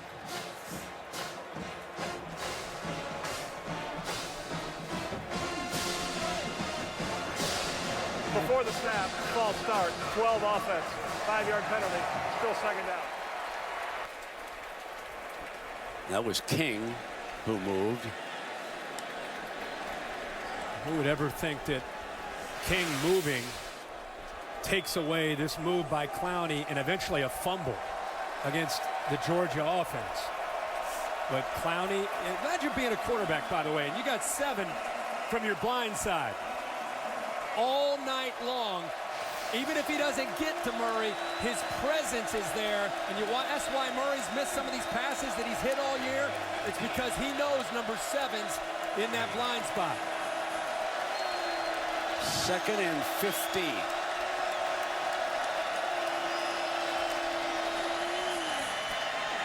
Into tight coverage, incomplete. And it'll be 3rd down. We check in with Heather. Guys, you were just talking about you can't imagine being Aaron Murray and seeing Clowney on the other side. Well, guys, Aaron Murray said he hasn't been able to sleep the last couple of nights, probably because he didn't want to have any nightmares about Clowney coming his way. Yeah, exactly. He is every quarterback's nightmare, and one man can't handle him. That is becoming increasingly apparent in this football game, and when you focus attention on him, Devin Taylor on the other side is pretty good himself. Here's Gates again. He's got his back early over here to help him. And that time coming through was Sutton. Chaz Sutton, number 90. Brent, again, Clowney creates the attention. Watch the left guard here. Gates, he comes out to help. The problem is, to the inside, Sutton has 3 sacks on the year. So the left guard kicks out because he's so worried about Clowney, and you cannot do that with Chaz Sutton, the junior at 6'5", 250. He's got fast twitch as well, and he goes right over top of the center, David Andrews, and gets in there. Every offensive line in the SEC, take note. This is a real powerful defensive front at South Carolina. Ace Sanders going to fair catch it at the 37-yard line. I mean, this defensive line, it's as good as it gets. And there they are. Lorenzo Ward and the assistants have done a great job with this group.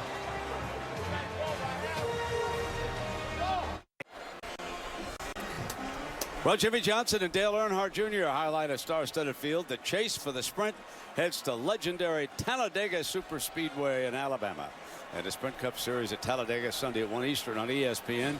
Herbie, number 48, is 5 points out of the lead, trailing Brad Keselowski. How about that, too? Moving up. 48's going to have a big week, though, this week. I'm feeling it. Marcus Lattimore and Kenny Miles. So Spurrier has made a little bit of adjustment in his backfield, trying to get something going. They have bogged down offensively. Remember, they scored all 21 of their points in the opening quarter.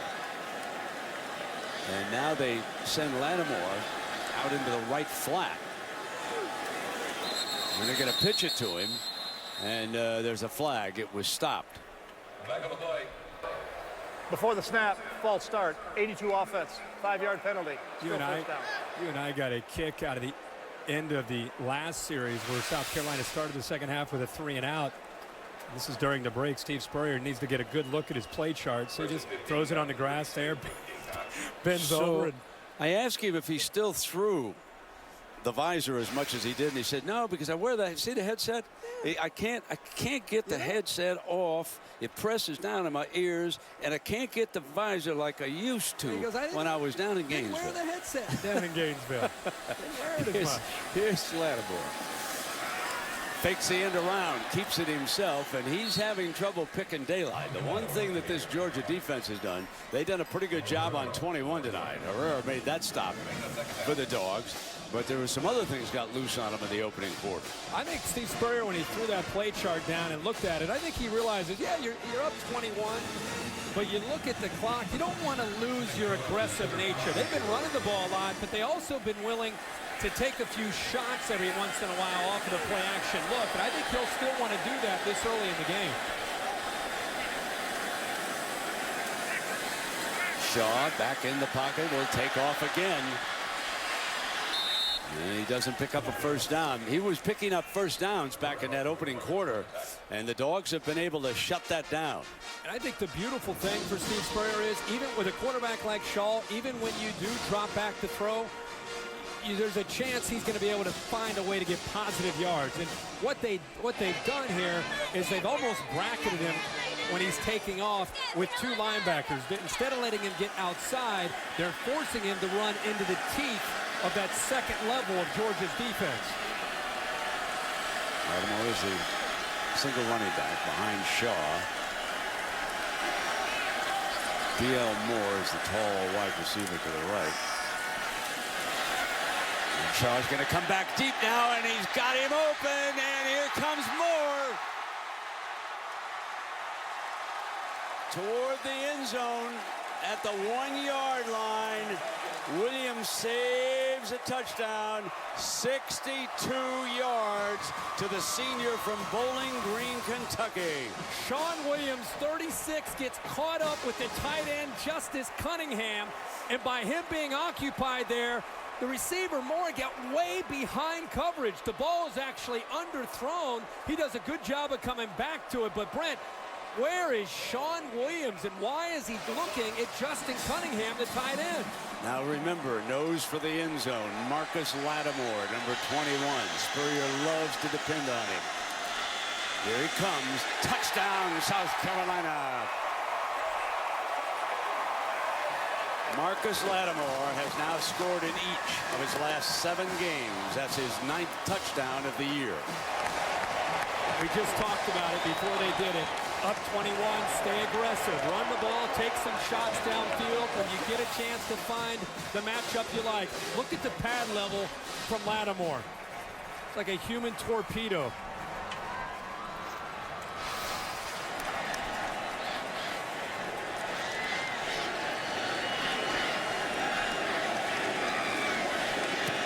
Adam Yates makes it a 28-point margin.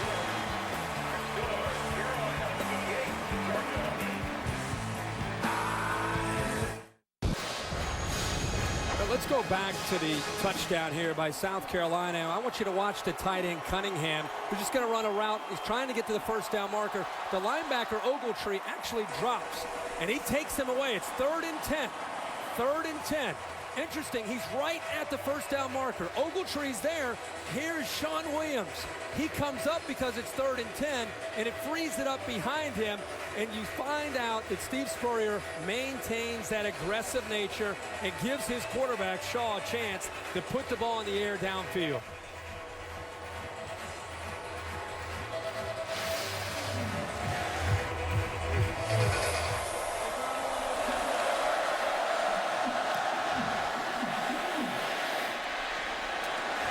So there's the penalty. Let's check in now with Reese in the studio. Reese. All right, Brent, time for a Dr. Pepper 10 conference update on ABC in the Big Ten, Nebraska and Ohio State. Braxton Miller's had a 72-yard run to set up a touchdown, and then he finds Jeff Hireman. Takes the Buckeyes into higher ground. Ohio State now moved on top.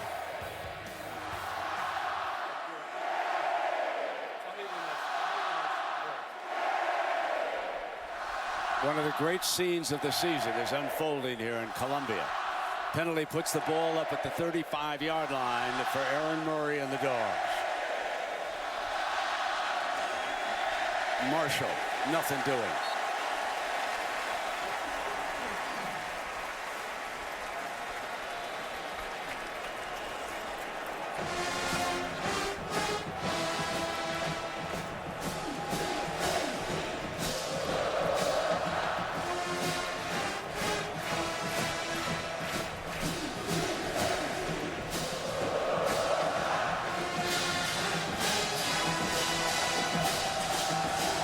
Second and 9. Toss. Marshall short of the first down. What the job this South Carolina defense has done is just remarkable to consider what Georgia has done coming into tonight. Again, when they work over the freshman running back, it's going to be very close. The Dogs think they've got the first down. He gave it to him. I think all of us, fans, the media, announcers, we all get caught up in the quarterbacks and the freshman running backs and all the potential of an offense. They came into this game averaging 536 yards of offense. And up to this point, they have been shut down 116 yards of offense.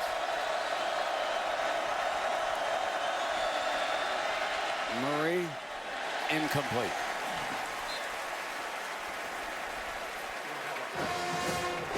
And you wonder, why is that? Because you knew it was potential to happen. And it's a great reminder to all of us about the importance of the battle in the trenches in any level of football. The offensive line matching up with the defensive line, and it has been complete domination by South Carolina.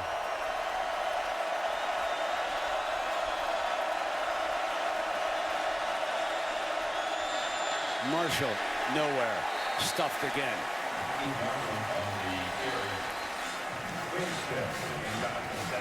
There's just no threat in the passing game. There hasn't been, because this defensive line is shooting gaps. By the time these guards are pulling around, there's such penetration, there's just nowhere to go. I mean, look at this. Imagine being these backs. I don't care if you're a freshman, a senior, if you're in the NFL. You're not going to be able to run into that defensive line. Need 12 on third down.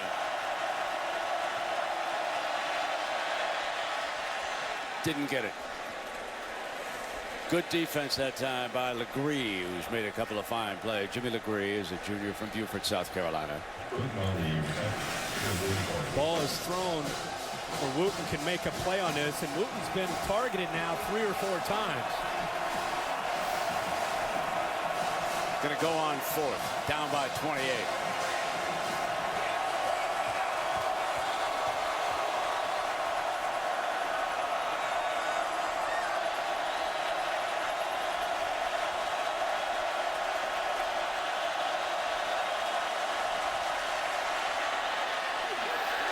South Carolina football.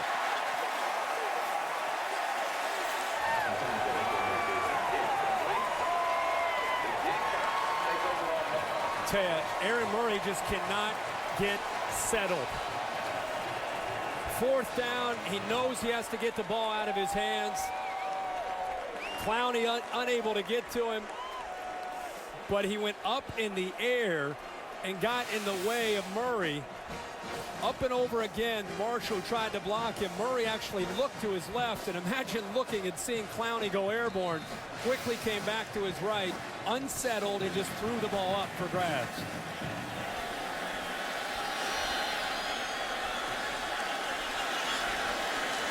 Bringing the clock down with a 28-point lead. Lattimore breaks that first tackle to the second level in the 40-yard line. Sanders Cummings came on the blitz, the corner blitz from right here. He actually is free. If you don't hit Lattimore low, you're not going to bring him down. He just sheds the corner who is free on the blitz. No chance. Breaks free again.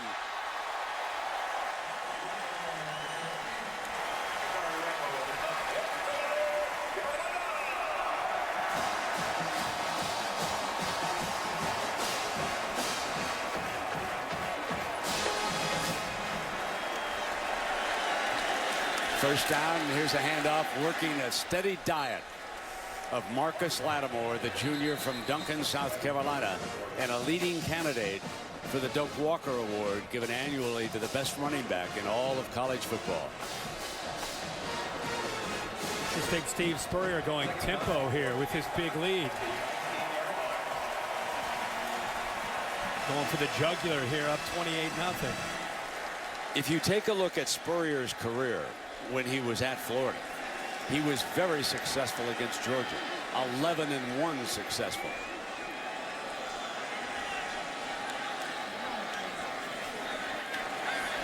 Shaw keeps it on the read option, and Jenkins brings him down. Jordan Jenkins on the tackle. One of the few mistakes Shaw's made there on the misread of that zone read play.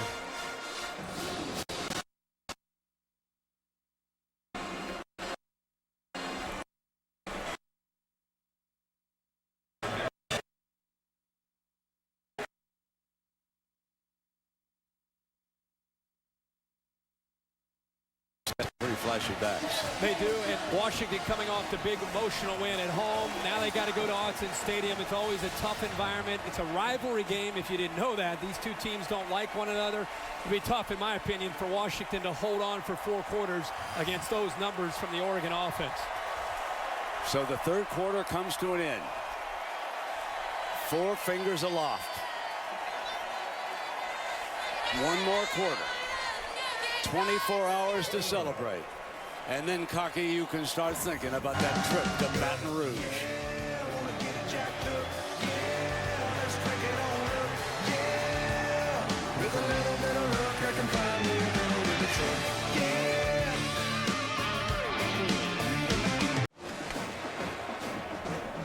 Aerial coverage being provided by the MetLife Blimp. See how MetLife can provide the coverage you need.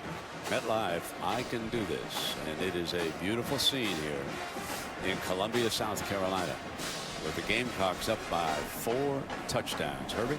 While we were away, Mark Richt called his team over heading into this 4th quarter just to talk to him. And what I think he's talking to him about is, guys, we got 1 quarter left.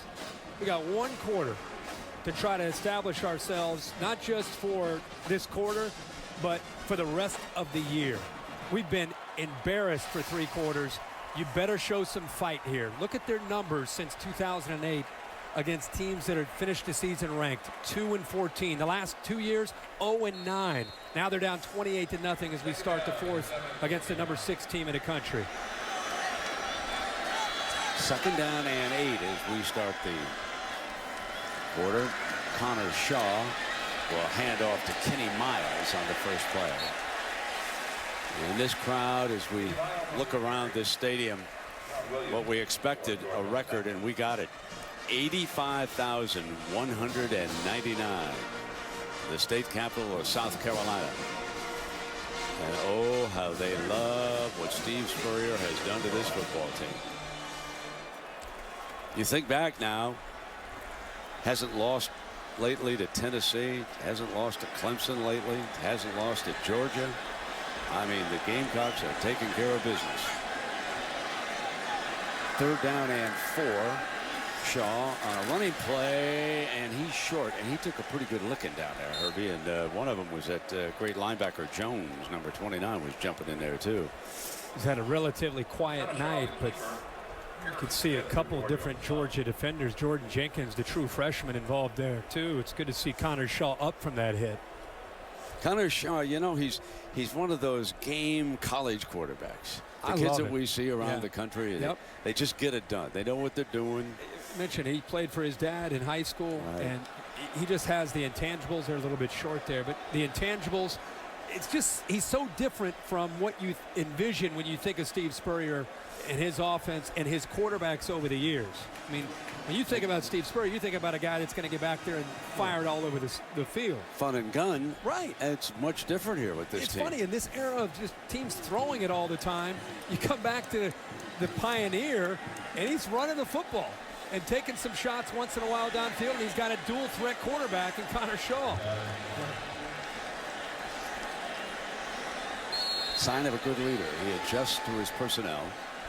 And of course, he's got that great running back, and look at him stuff that front against the quarterback right now. There was movement. They got it. They picked it up.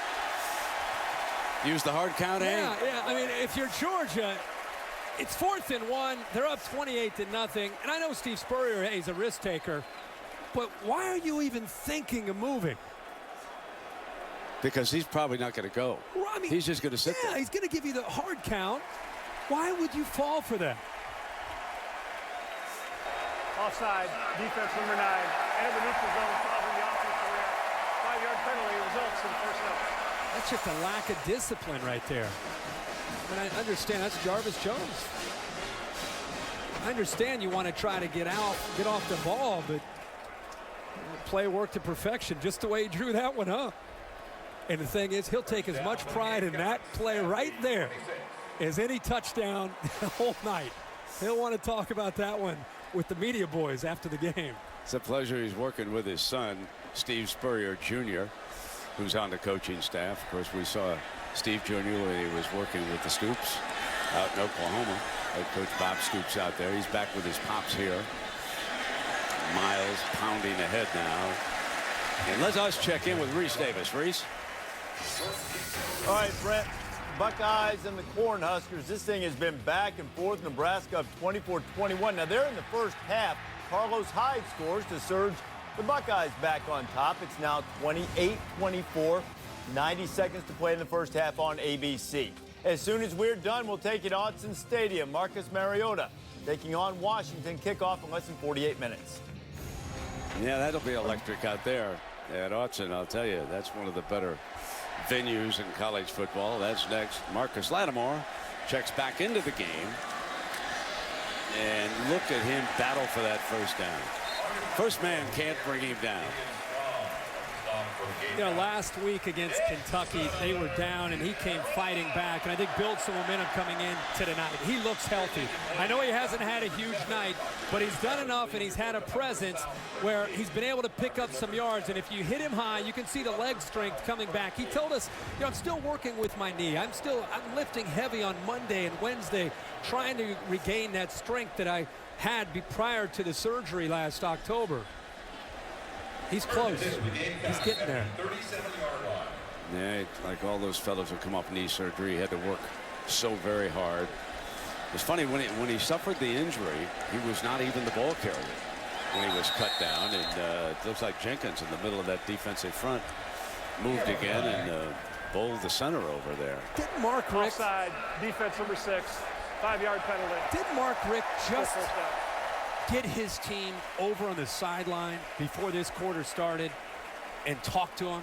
That happened, right? Yeah, it did. Okay. He talked to them about finishing and playing with some heart in the fourth quarter. If Georgia's not careful, this loss and the way they're losing this game and the way they're not playing with much discipline here could impact them down the road against other opponents in the SEC. This is one loss that potentially could lead to 2 or 3. It's 1st and 5 now after that penalty. They'll come with the runner again. Lattimore breaks to daylight, crosses midfield to the 46-yard line. And so when you look back at Marcus Lattimore, Mississippi State, now watch on the outside, number 21. Watch that left leg. Cut down, out for the season, ACL. Then's when you got to go to work in the off season. The hour after hour of hard work and the drills out in the field just to get ready. And now you're back. Great shot in that empty stadium. Visualizing a night like this when it's 100 degrees out and nobody's there. What are you doing to get back to get to 100%? That was a beautiful shot. And Herbie here tonight, he's got 108 yards. Okay. He's rushed for 108. Miles is now in, has replaced him. Over on the sideline is the great running back. He's had 11 100-yard games here. And there's the first two that you talked about. Yeah, to think about what he's been able to do. And we talked to him Friday after their practice. And boy, what a nice guy. Just a guy who is selfless. He's all about his line. He's about his teammates. And he said, you know, Georgia has one of these defenses where they play the 3-4. There's some bubbles up there. And I don't know. I just kind of find some creases and have had some success. Not a burner, Coach Spurrier says, but he picks up valuable yards, tough yards. Here's Shaw now. He makes a cut, stays on his feet. Beautiful run for the first down. What a dandy little run by the quarterback. And the flag comes flying as he goes down out of bounds. Let's see if Rambo or somebody was guilty over there. I think it was Herrera. Following the play, Rambo personal foul, unnecessary roughness, number 18 defense. 15-yard penalty. Yeah, it was Rambo. Yeah, I just, if I were a Georgia fan, no question, I would be beyond frustrated with this team's performance tonight. And I'm not just talking about 28-0. They're the most penalized team in the SEC. And now on a drive where you're down by 28, supposed to show some spunk, some fight. 3 silly penalties. Absolutely. And as a result, Herbie, the Gamecocks are in the red zone again.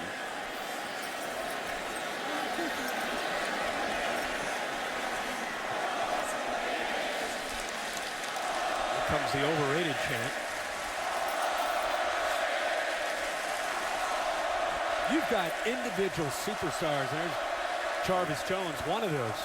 You got Jarvis Jones, Alec Ogletree, Sean Williams, Bakari Rambo, John Jenkins, Kwame Gathers, Avery Jones.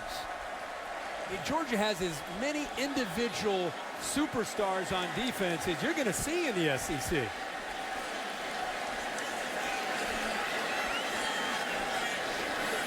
Shaw checks over to the sideline. Clock ticking away now.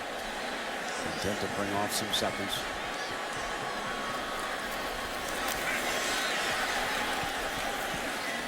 Plowing straight ahead.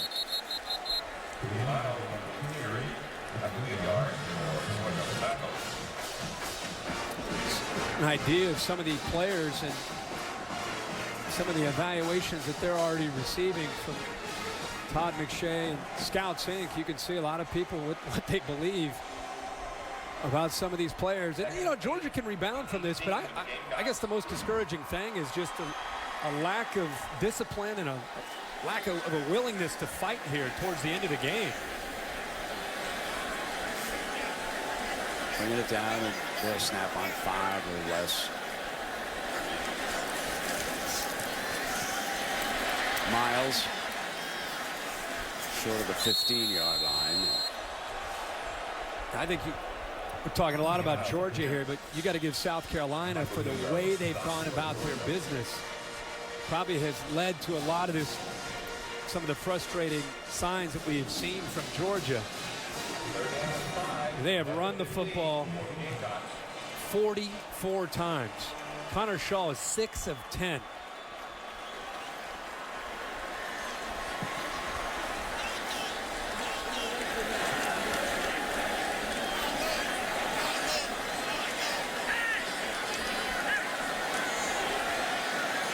He's going to call timeout as he brings it down. run a few more seconds off the clock and then burn the timeout. So we'll take a break. South Carolina climbing all over number 5 Georgia. Well, Steve Spurrier played quarterback for the Florida Gators in the 60s. Went on to win the Heisman Trophy in 1966. San Francisco 49ers took him with the 3rd overall pick in the 1967 draft. Later came back to coach the Gators to a national championship in 1996. Gave the NFL a try with the Washington Redskins, his only unsuccessful stop. Came here to South Carolina, and what a rebuilding job he has done here. And now undefeated, and he'll be in the top 5 next week. And he'll head on down to Baton Rouge as Steve and South Carolina lead Georgia 28-0 as we continue Dr. Pepper's road to the championships. Seeing all those photos brings back so many memories of him. His personality is so much fun and so good for college football. Absolutely. Miles going to burn time now. Jenkins finally makes the stop, but it's another first down for this grinding machine. We haven't talked a lot, Herbie, about the offensive line of the Gamecocks. They deserve some credit. They've done a really good job. Johnson is the centerpiece up here. Patrick and Can are the starting guards that you see. Brandon Shell, who's Art Shell's nephew, has played right tackle, and big Corey Robinson, we do mean big, 6'8", 337, has been over there at left tackle. And this bunch has done a fine job. I can't remember a false start. Did I miss one? I don't think there has been one, Brent. And then Miles right straight ahead. I'm glad you brought him up because last week, again, I still feel like they're developing the continuity with 3 new starters up there. And last week they're down against Kentucky. Second half, they just said, you know what? We're going to run the power play. We're going to run the football. And I think when South Carolina looks back at their year, the second half in Lexington, I think is where the offensive line and where Marcus Lattimore developed some confidence and continuity coming into this game and on down the line. They really did a good job in the second half of the game when you and I were looking at the tape of it. Sure did. But you're right. It was very basic, power-oriented. Kentucky knew it was coming. Here we come. Yeah. And Georgia knows they're coming. And Miles getting about a yard or so. Jenkins, big Jenkins, still trying to stand tall down there, the 350-pounder from Connecticut. And I think what's interesting about the offensive philosophy that South Carolina has is they're going to rely on running the football. That's who they are. But they've got enough wrinkles within the Steve Spurrier package to make you have to really think about, do we overcommit to Connor Shaw and to Marcus Lattimore in this running game? Because Georgia did that early, and they found themselves down. They gave up 2 quick touchdowns on the first 2 drives. So he does enough to make you have to respect that part of it, and then they get back to their bread and butter. 3rd down and goal now, and Shaw, but it was stopped prior to the snap. Well, Georgia had 10 players on the field, so Mark Richt was halfway out on the field trying to get a timeout. Timeout, Georgia. First time out of the half. They're having a hard enough time stopping them. They don't want to try with 10. So we'll take a break here. South Carolina up by 28.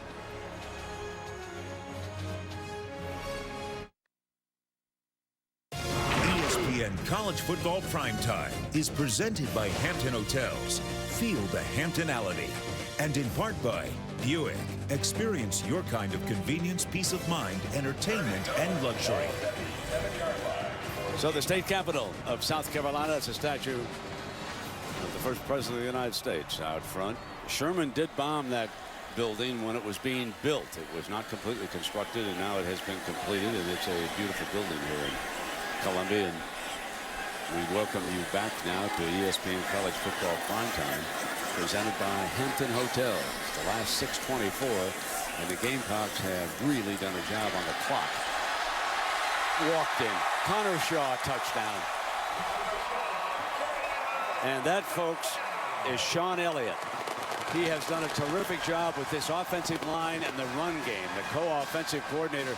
He's from Appalachian State. Some of you might remember one of the biggest upsets in recent memory. Appalachian State beating Michigan in the Big House. He was one of the coaches at Appalachian State that day, and he's done a fabulous job with this offense. They ran the read option at Appalachian State, and he brought it in here, and Spurrier says he's done a heck of a job with it.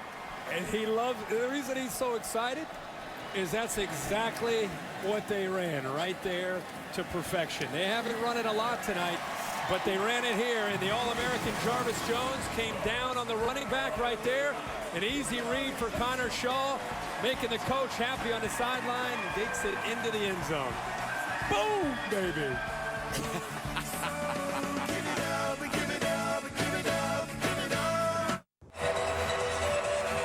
Our look at our record crowd here in Columbia, and this aerial coverage provided by the MetLife Blimp.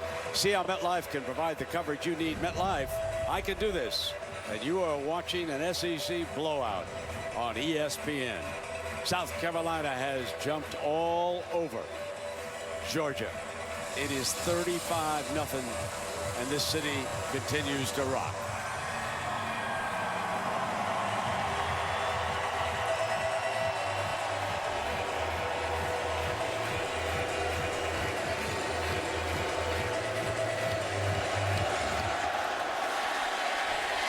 Bring it out on the 25. Let's check in with Reese Davis for an update. All right, Brent, back and forth game in Austin. Texas up 38-34. West Virginia converted a couple of fourth downs on this drive, and Geno Smith hit Stephen Bailey. 41-38. The Mountaineers defense just got a big stop on fourth down. First half, Nebraska and Ohio State. 4th and 1. Braxton Miller is going off. 35 points at the half against the Huskers. 35-24 is the score. All right, Reese, and I want to ask Brent, I'm just thinking here, it's 35-0, number 5 against number 6, outside of the national championship last year. Can you think of another big game like this where it was just so flat, where it just a team had this big a disappointment in a big game? I mean, we expected so much of them. They were the 5th-ranked team in the country. They had played a couple of really tough games against South Carolina over the last year. The one in Athens was a classic before they lost it. You fully expected Murray and the Dogs to play their hearts out in this game, and I have been so disappointed in what I've seen here tonight. I do want to say I really think South Carolina has played a magnificent football game. I don't want to take anything away from them, but I can't believe that somebody in the SEC would come in as flat as they are here tonight. And I think, and you're right, let's first of all give all the credit to Steve Spurrier in South Carolina and this fan base and the way they took over the game from the beginning. But to see not just Georgia lose the game, but the way they've gone about their business tonight, shocking. I mean, I other than the LSU game in the national championship, I cannot remember leaving a stadium more disappointed than tonight in what Georgia did. Yeah, exactly. So we're going to take a break. We'll come back and wrap it up. A huge night for the Gamecocks. Celebrating its 8th year, sponsoring the Good Hands Field Goal Nets, Allstate makes contributions to participating university general scholarship funds for each field goal and extra point kick. To date, Allstate has contributed more than $2.8 million in the scholarship money. First down and 10. Aaron Murray still in at quarterback. And hands off to Marshall. Surratt makes the stop for South Carolina. This offense came in as a juggernaut. Close to 250 yards a game on the ground. Tonight, 60. 287 for the air tonight, 109. 169 total yards tonight. Marshall trying to get the left edge. And he's forced out of bounds right around midfield. Bowens pushing him out of bounds for the Gamecocks.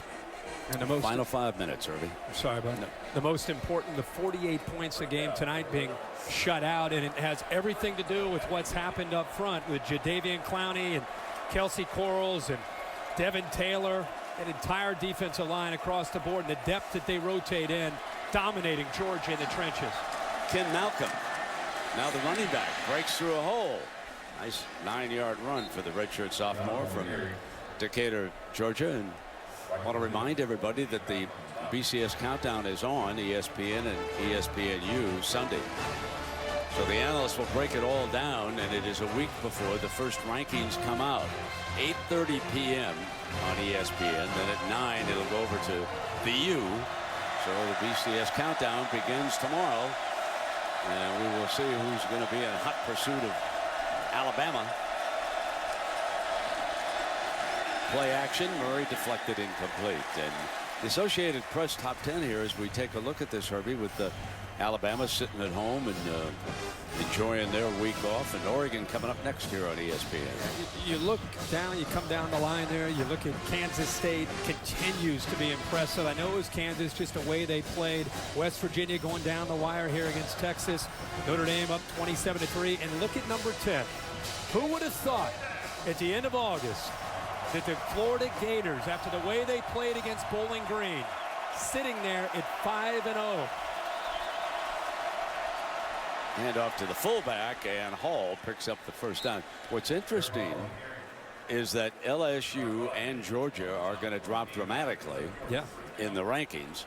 And so there will be a juggle in the top 5. Certainly South Carolina figures to be in the top 5. And you have to wonder if West Virginia hangs on and outduels Texas, if they will jump into one of those coveted spots. But we shall see when all the rankings come out. But what a performance here tonight by South Carolina and the old ball coach. Malcolm running pretty hard here for the Dogs in a mop-up against some of the second-teamers of South Carolina. The great thing, as you know about this sport, is maintaining consistency. It's one thing to come into this environment, 5 against 6. Here we go. Everybody's fired up. 12th man's in effect. Now you got to go on the road to Baton Rouge.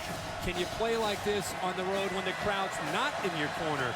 Can they maintain it is the question for next week. Yeah, that is such a great point, because certainly LSU will be paying attention to South Carolina coming in, you know, off a tough loss down in Florida. I think I saw a couple of players get injured again, and LSU's had some problems with injuries, so we certainly hope everybody's healthy for next week for them. We shall see. Marshall checks in.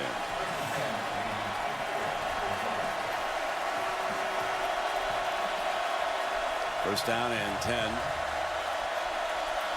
South Carolina bringing a little pressure. Deflected and almost intercepted by one of the linemen. That was Gerald Dixon Jr., who almost had a pick.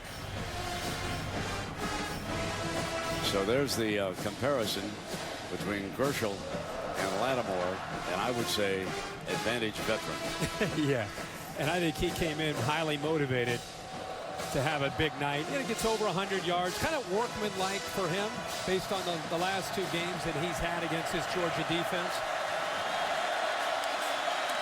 Malcolm, the ball carrier, breaks free. One more to break. Short of the end zone. Good strong run down to the 3-yard line, and Brian Williams finally bringing him down. So the Dogs trying to save a little face here by preventing a shutout. That 20-yard run, and Malcolm certainly deserves a chance to get the touchdown. 225 pounds. He's running through these arm tackles from South Carolina's defense. And we talked about how the defense from Georgia didn't necessarily listen to Mark Richt to show some fight. Well, this Georgia offense got the memo. At least they're going down swinging here in the final few minutes of the game. Here comes Malcolm, battling toward the end zone and on into it, and there's the touchdown signal. So Georgia scores with a couple of minutes remaining here in South Carolina to avoid the shutout here tonight. You know, it's interesting in checking the South Carolina defense in the red zone this year. They'd allowed only 3 touchdowns in 12 trips in. I mean, this defense of South Carolina's didn't just grow up tonight. I mean, they came in pretty stout. No, they did. And they're experienced in the right areas, and they have tremendous depth up front, allowing them to stay fresh up front, which is going to give them a big advantage against any offensive line they play. And a reminder, of course, that at 10 Eastern on ESPN, Sunday NFL Countdown. Chris and the gang will tell you all about what's going on around the National Football League. That will start at Sunday at 10 a.m. And a couple of things are interesting. And there you see your fantasy football now will follow the countdown tomorrow, so you can find out which running backs and wide receivers you should be starting tomorrow. So we've got a break here, but Herbie, this is the 10th straight victory, okay, for South Carolina, and I believe that's the longest win streak ever for this school. Okay, this is their 10th consecutive win, going back to last season under Spurrier. And in the SEC East now, keep in mind that Spurrier ran the table last year. He'd have gone to the championship game, except he lost to the Western teams. Okay, right. They didn't do that. So he's beating up on everybody over here in the SEC East. This is some run that they've got going. It really is. And you think about what they've been able to do in the last couple of years. It's remarkable to think about this. We talked about that earlier. This is a big win. But think about next week and the week after when they have a chance to just continue to play the big boys. We'll see what they can do against Florida. Starts with LSU, of course, next week. And, of course, as we opened the proceedings tonight, we pointed out that South Carolina had never beaten Georgia 3 straight years. And Steve Spurrier and the Gamecocks did that here tonight with a very convincing win. It's uncharted waters for these guys. That's why I go back to, this is a big night for South Carolina, but how do you handle all the recognition? This starting tonight, they turn on and watch Reese and Mark and Lou, and all the way through the week, they're going to get a lot of attaboys. They are going to get more than they probably ever received. They have to block that out. You don't even want to turn the TV on and listen to the radio or read the paper. Focus on what they got to do, because they got to keep their edge to them as they get ready for these next 2 games. And Dylan Thompson now comes into the game. He's the backup quarterback for Connor Shaw. I want to point out that Connor Shaw, as a starter, is now 13-1. That's right. Number 14 is 13-1 since taking over the job here last year. That's pretty impressive. And I think not having Steven Garcia there, and the whole, like, there's no battle. There's absolutely nothing for him to worry about if he makes a mistake. I think it's allowed him to relax and just play the game. Well, we go back to the youngster who is from Georgia, out of Flowery Branch, Georgia. And Connor tonight rushed for the 78 yards, so well over 200 yards on the night in total offense for the young man. And they jumped out to a 21-0 lead, and the defense did the rest. Added a couple of touchdowns here in the second half. He scrambled in for one on the run, so Steve Spurrier has his leader. He does. He reminds me a little bit of Colin Klein as far as you're not going to necessarily see the crazy numbers, but he's going to win games. Colin Klein is a fine quarterback for Coach Bill Snyder in Kansas State. This is a chance for some of you Gamecock fans to see Mike Davis, very highly recruited freshman. He carried a couple of times, and that'll do it. There's the old ball coach. He's had a lot of battles with Mark Richt through the years. When Mark was the offensive coordinator at Florida State, Steve was the head coach for the Gators, and now he has beaten him 3 consecutive times as head coach here at South Carolina, and that is a first for the Gamecocks. Let's go down now to Heather Cox. Brent, thanks so much. Coach, congratulations. This was a highly anticipated matchup. It's the first time South Carolina has won a top 10 showdown. What does that say about where this program is? Well, we got a pretty good team. That's what it showed. And our guys really played well. You know, we scored early, and our defense was sensational. Connor Shaw, he's the kind of quarterback you love to have. When it breaks down, he'll run for 8-10 yards. And Lattimore had a beautiful night again. But our defense was sensational. It was indeed. In fact, this is the first time that you've beaten Georgia 3 times in a row, each time behind great defensive efforts. How did you corral them? How what? How did you corral them defensively? Oh no, Coach Ward and those guys, they do all the defensive stuff. But we had to stop the run, and then we can rush the passer. So we've got a good defense. You know, if we can throw the ball a little bit better here and there, you know, we might have a really good team. I don't know yet. Wait and see. So far, so good. Coach, you're a night of firsts. You're 6-0 for the first time since 1988. How do you keep that streak alive on the road against LSU? We've won 10 in a row, first time in school history. Yep. Beat the Dogs 3 in a row, first time in school history. So we got a lot of firsts tonight, and we'll try to get another one next week. See if you can keep rolling against LSU. Thanks, Coach. The old ball coach does it again.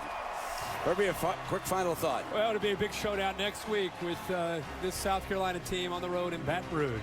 Well, thanks for watching ESPN, home of the Discover BCS National Championship game here tonight. In the state capital of South Carolina, the Gamecocks dominate Georgia. 35-7 is your final score. LSU is up next for the Gamecocks. Now let's go back to the studio.